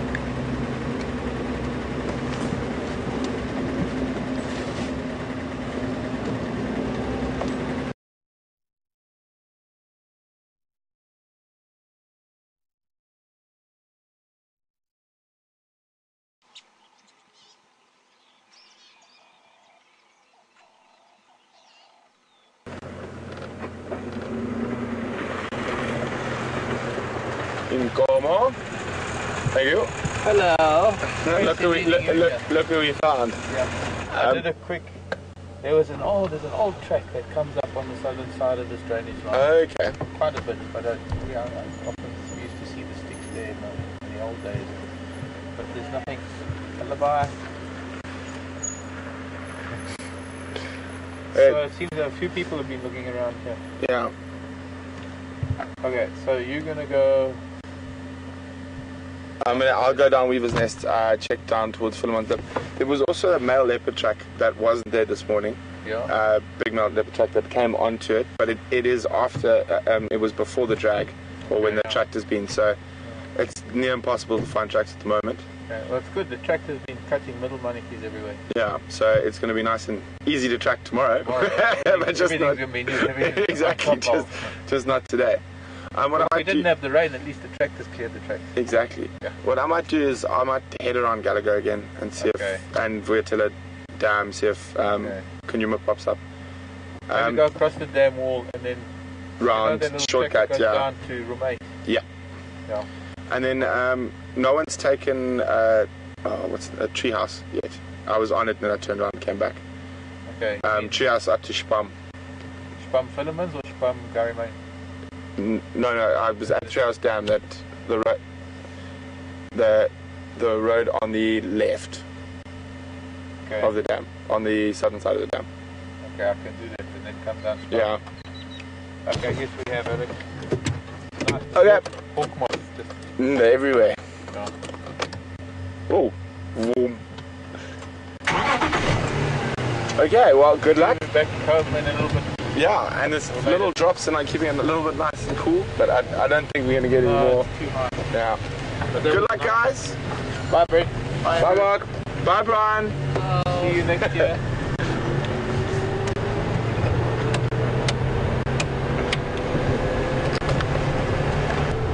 Who knows?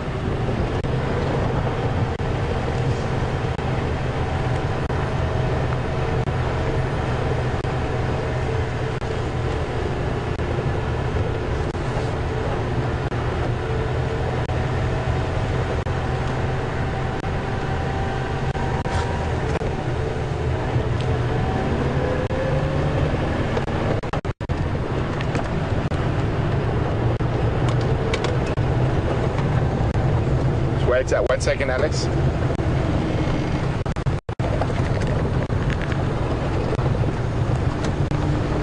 Hi, firm, yeah, I heard that I'm on my way. Sorry, Alex. Go again. Yeah. Sorry, guys, we're going to rush. Kunyuma's popped out in front of Gallagher Camp. It's that Modori Ingler we had earlier that we lost in the drainage. She's come out in front of Gallagher Camp. Yeah, the same Ingler. I'm going to try relocate. I'm close to Philemon Step now. Sorry, guys.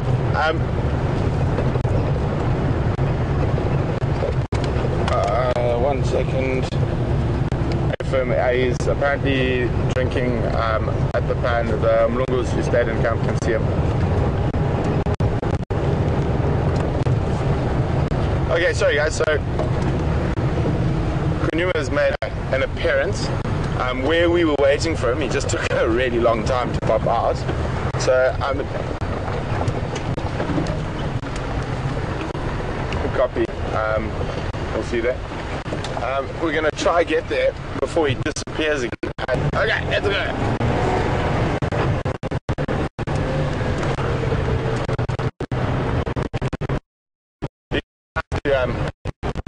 I always time leopards.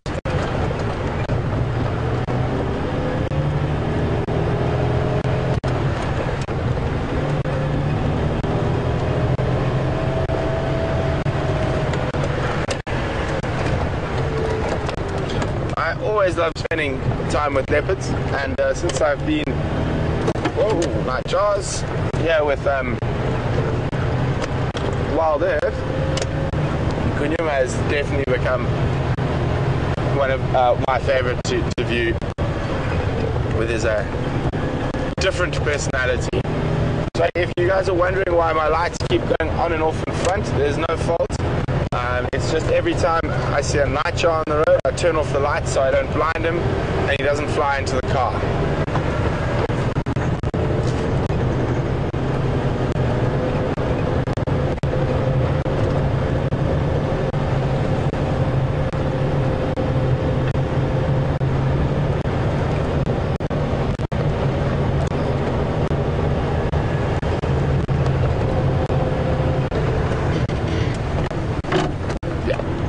Fastest.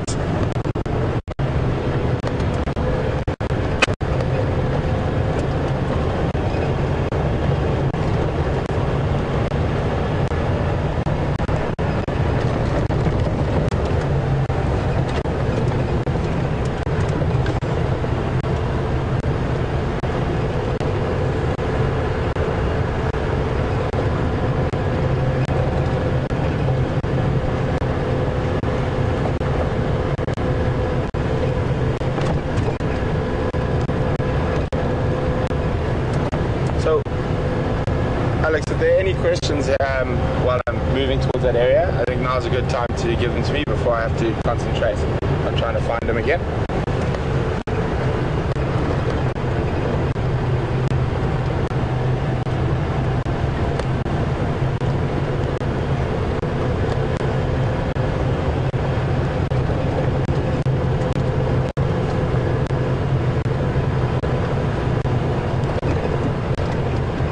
Good evening, Anne from Wisconsin. Anne would like to know whether a bongo antelope is related to the kudu, and where can you find bongo antelope?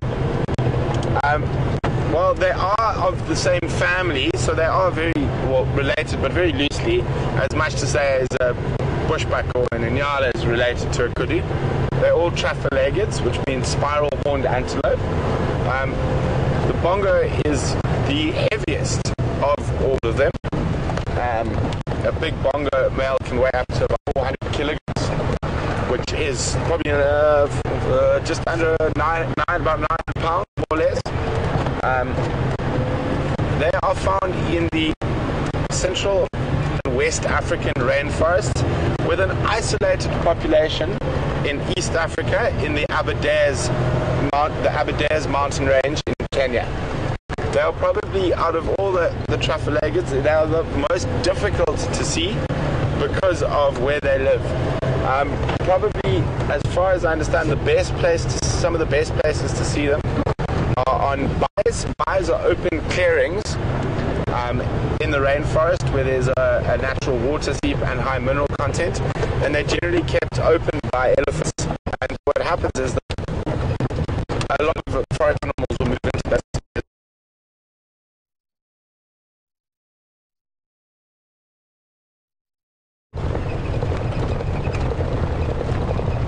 Sorry, back again.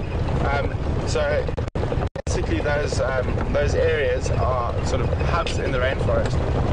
Countries where you can see bongo, Democratic Republic of Congo, Central African Republic, Cameroon.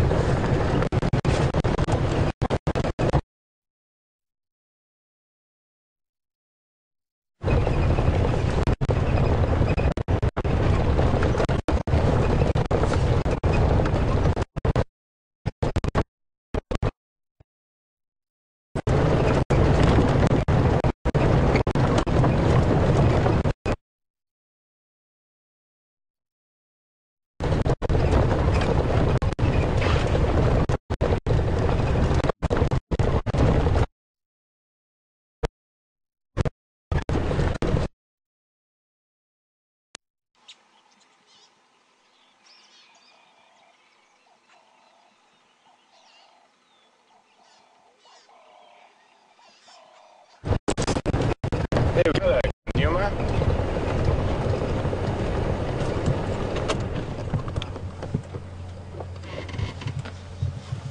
Sorry guys, about that rushing, we've just caught up with Kunyuma. He's just finished having a drink at that little pan we were waiting at earlier. And of course, being Kunyuma, he's going to try go into the next thickest, nastiest place around.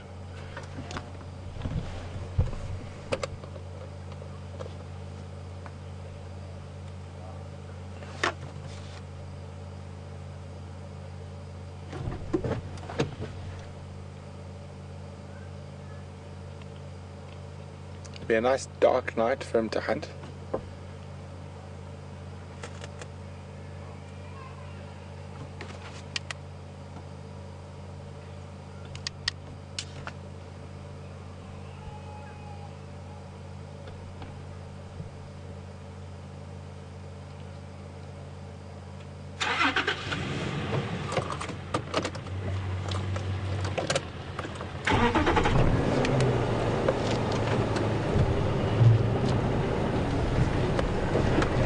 So it's just popped down into that drainage line.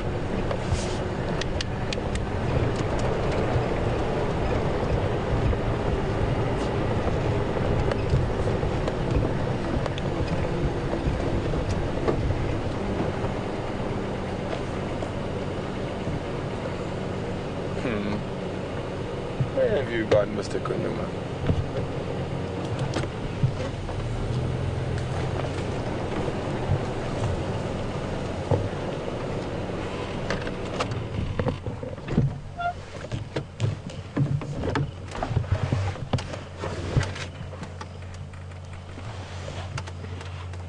There he is.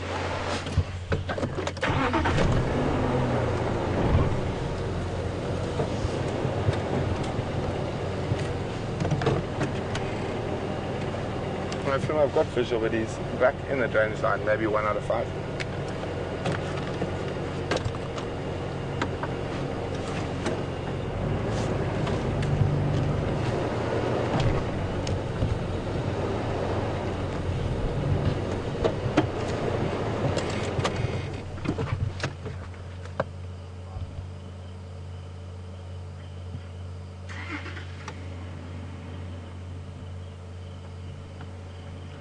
Oh, we can just see him there.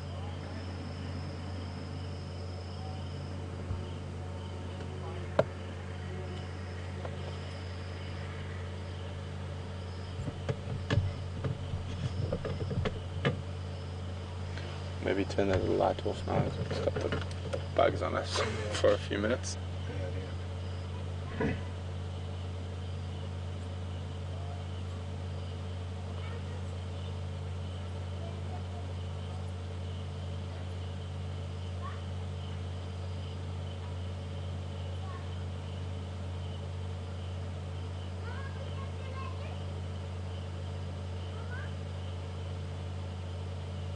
So he's right in front of Gallagher Camp at the moment.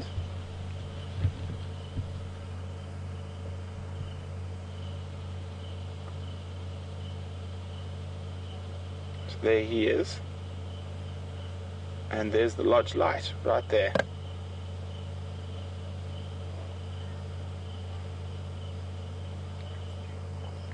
So if you hear any voices, it's just the guests in camp.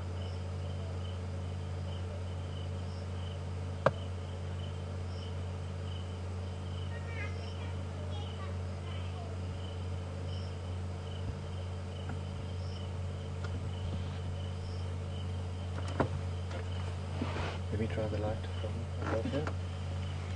Let's see if Andrew's a bit higher than me, so sometimes he gets a better angle with the spotlight.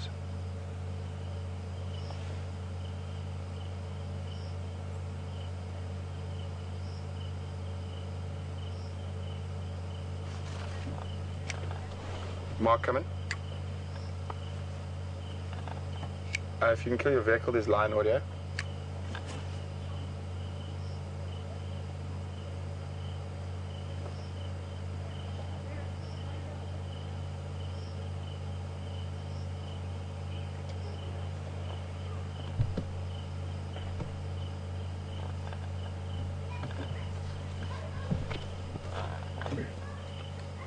Copy, no problem.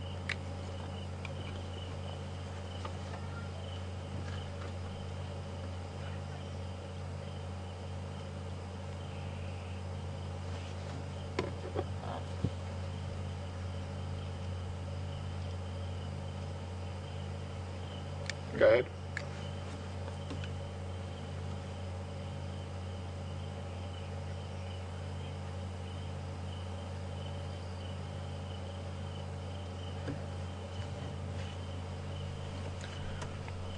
It sounded down towards between Gowrie Main Treehouse, that area. I had the tracks of 2 males. I just got an audio. I'm at Gallagher with that Murder Ingrid at the moment, but the audio sounds from that general direction where we last had tracks this morning.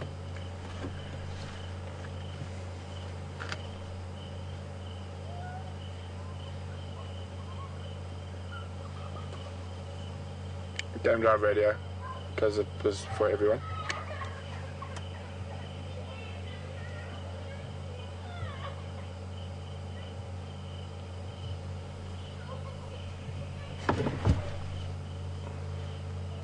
Are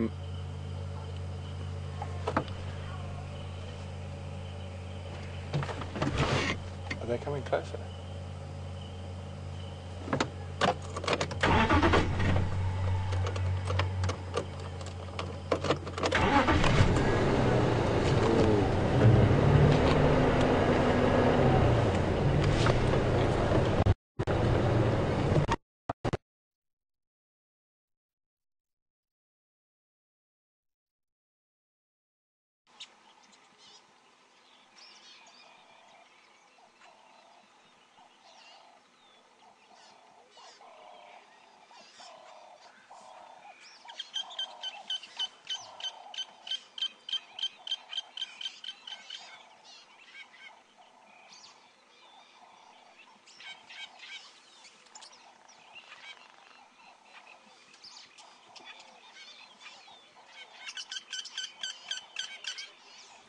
Hello everyone.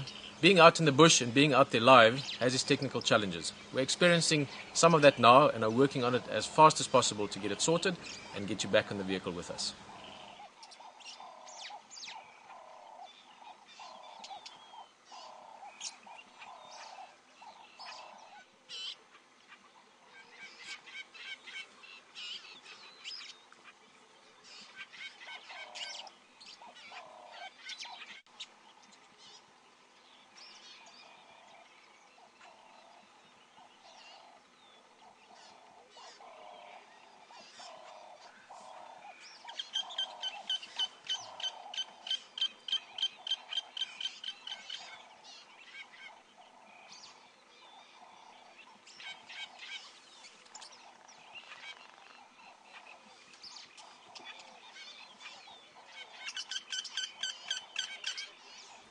Hello everyone. Being out in the bush and being out there live has its technical challenges. We're experiencing some of that now and are working on it as fast as possible to get it sorted and get you back on the vehicle with us.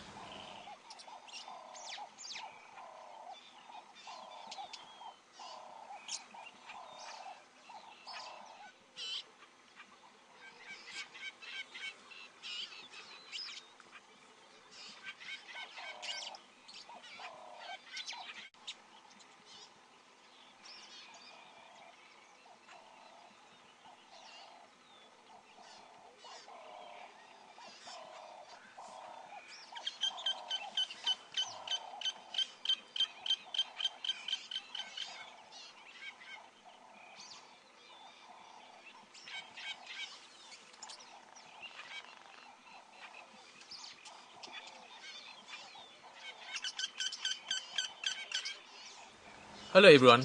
Being out in the bush and being out there live has its technical challenges. We're experiencing some of that now and are working on it as fast as possible to get it sorted and get you back on the vehicle with us.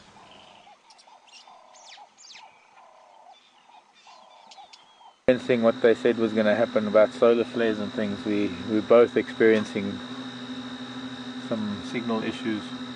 Evidently there were lion calling close by. We are on Philemon's cut line. We're near Treehouse Dam. We're sitting in the dark and hoping that we can hear some lion calling. Brent's trying to keep track of the leopard at Gallagher Camp.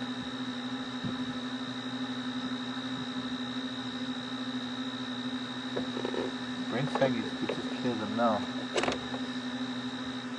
Brent, come in. On the road.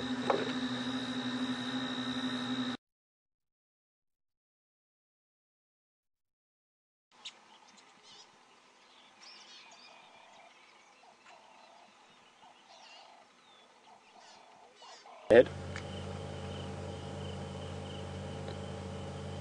Yeah, he's at Gallagher, but there's someone like walking up to the fence and... Sorry, go one.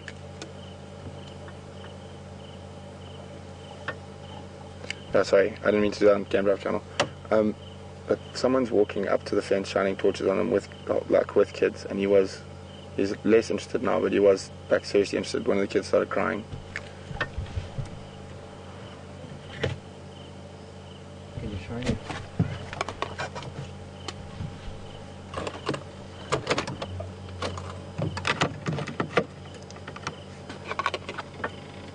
It looks like he's moving away from him now, down the drainage line.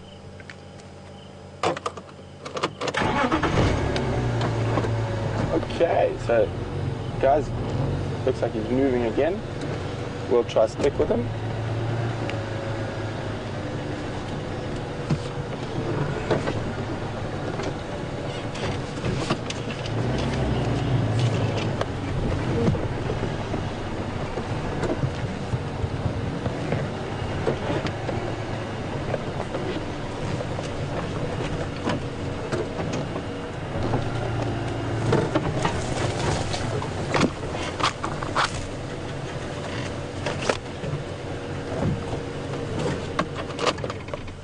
Hopefully he should pop up in front of us at some point. It's just a really difficult area to work in.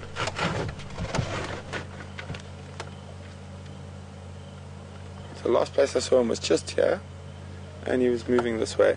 We're right on the edge of a sort of cliff here. So we can't really go any more forward.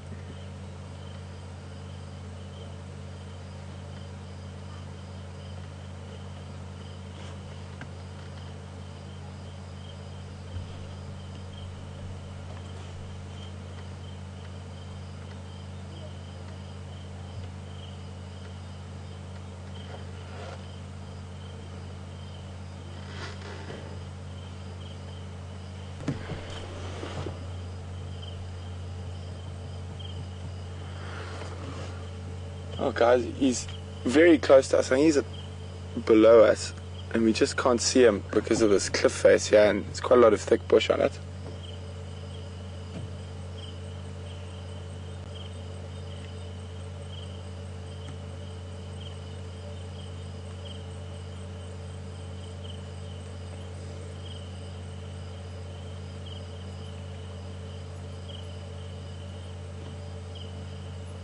It's a great place for him to hunt this evening. A lot of bushbuck and inyala in this area. Not a great place for us to follow him though.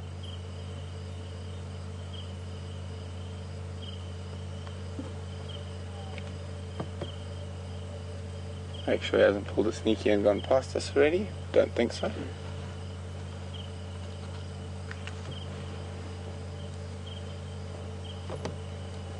I want to know, not related to leopards, but yeah, is there a specific type of termites that the aardvark feeds on? Eats on most types of termites. Not like a pangolin that's so specialized. I'm just going to move a little bit so we can get a view.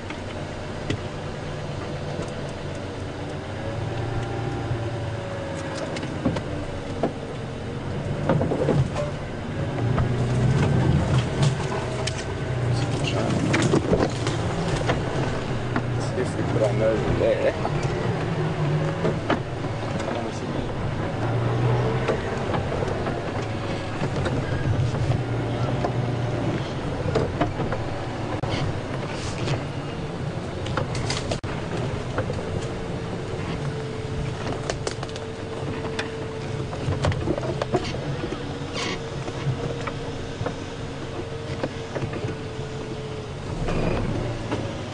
See anything? Negative. Try from a bit higher there.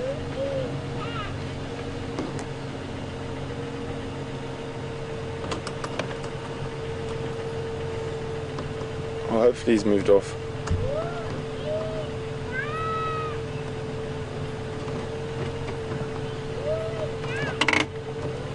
Okay guys, we can't find him anymore, so we're going to just move out of the area and sign off. I think because we're sitting on quite a precarious edge here. I don't want Andrew to fall over. Doesn't have the best balance, old Andrew.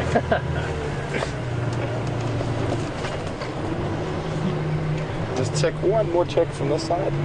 Where's that stump I hit earlier? You see behind us? No. We good? Okay. Just check from up here quickly. Anything? Doesn't look like it. Nope. Okay. We did try, and we did get a nice little view of him there for a while.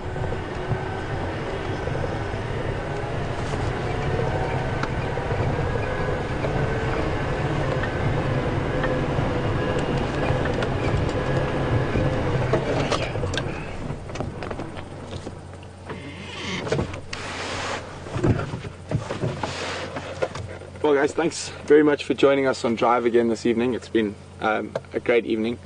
Nice to catch up with Kunyuma, even if it was just for a short time at the beginning and at the end. But I definitely think I'm going to go look for him tomorrow morning and see if he manages to catch something on this really dark night. He's very close to camp, so I'm thinking he'll probably head further down this drainage line and maybe even pop up at the dam sometime during the night or tomorrow morning. So we will look for tracks there. Also, while we were having some technical difficulties, the signal and stuff, could hear a couple of male lions roaring, so it's always an idea to look for them tomorrow. Hopefully they haven't moved too far. I'm pretty sure it's those same two that we were trying to find earlier this afternoon. And then also we had nice eddies and just a really nice afternoon, great lightning, the storm that didn't come, so it seems that all the storms just move around us here, and yeah, guys, Alex just says thanks very, very much for sending in so many questions. It's just we had quite a few sorry, bugs attacking. We're just trying to. We had quite a few glitches today, so it was quite difficult for him to get as many questions as we would like through. He just asked me to mention that we really do appreciate that. He just apologized he couldn't get through to them today. And that, wherever you guys are in the world, I hope you have a fantastic rest of your day or evening, and hopefully you'll join us on Drive bright and early in the morning. Also from Mark and Brian, they also send their best wishes and good night. And from myself and Andrew and Alex and FC, have a wonderful evening, and we'll see you in the morning. Good night.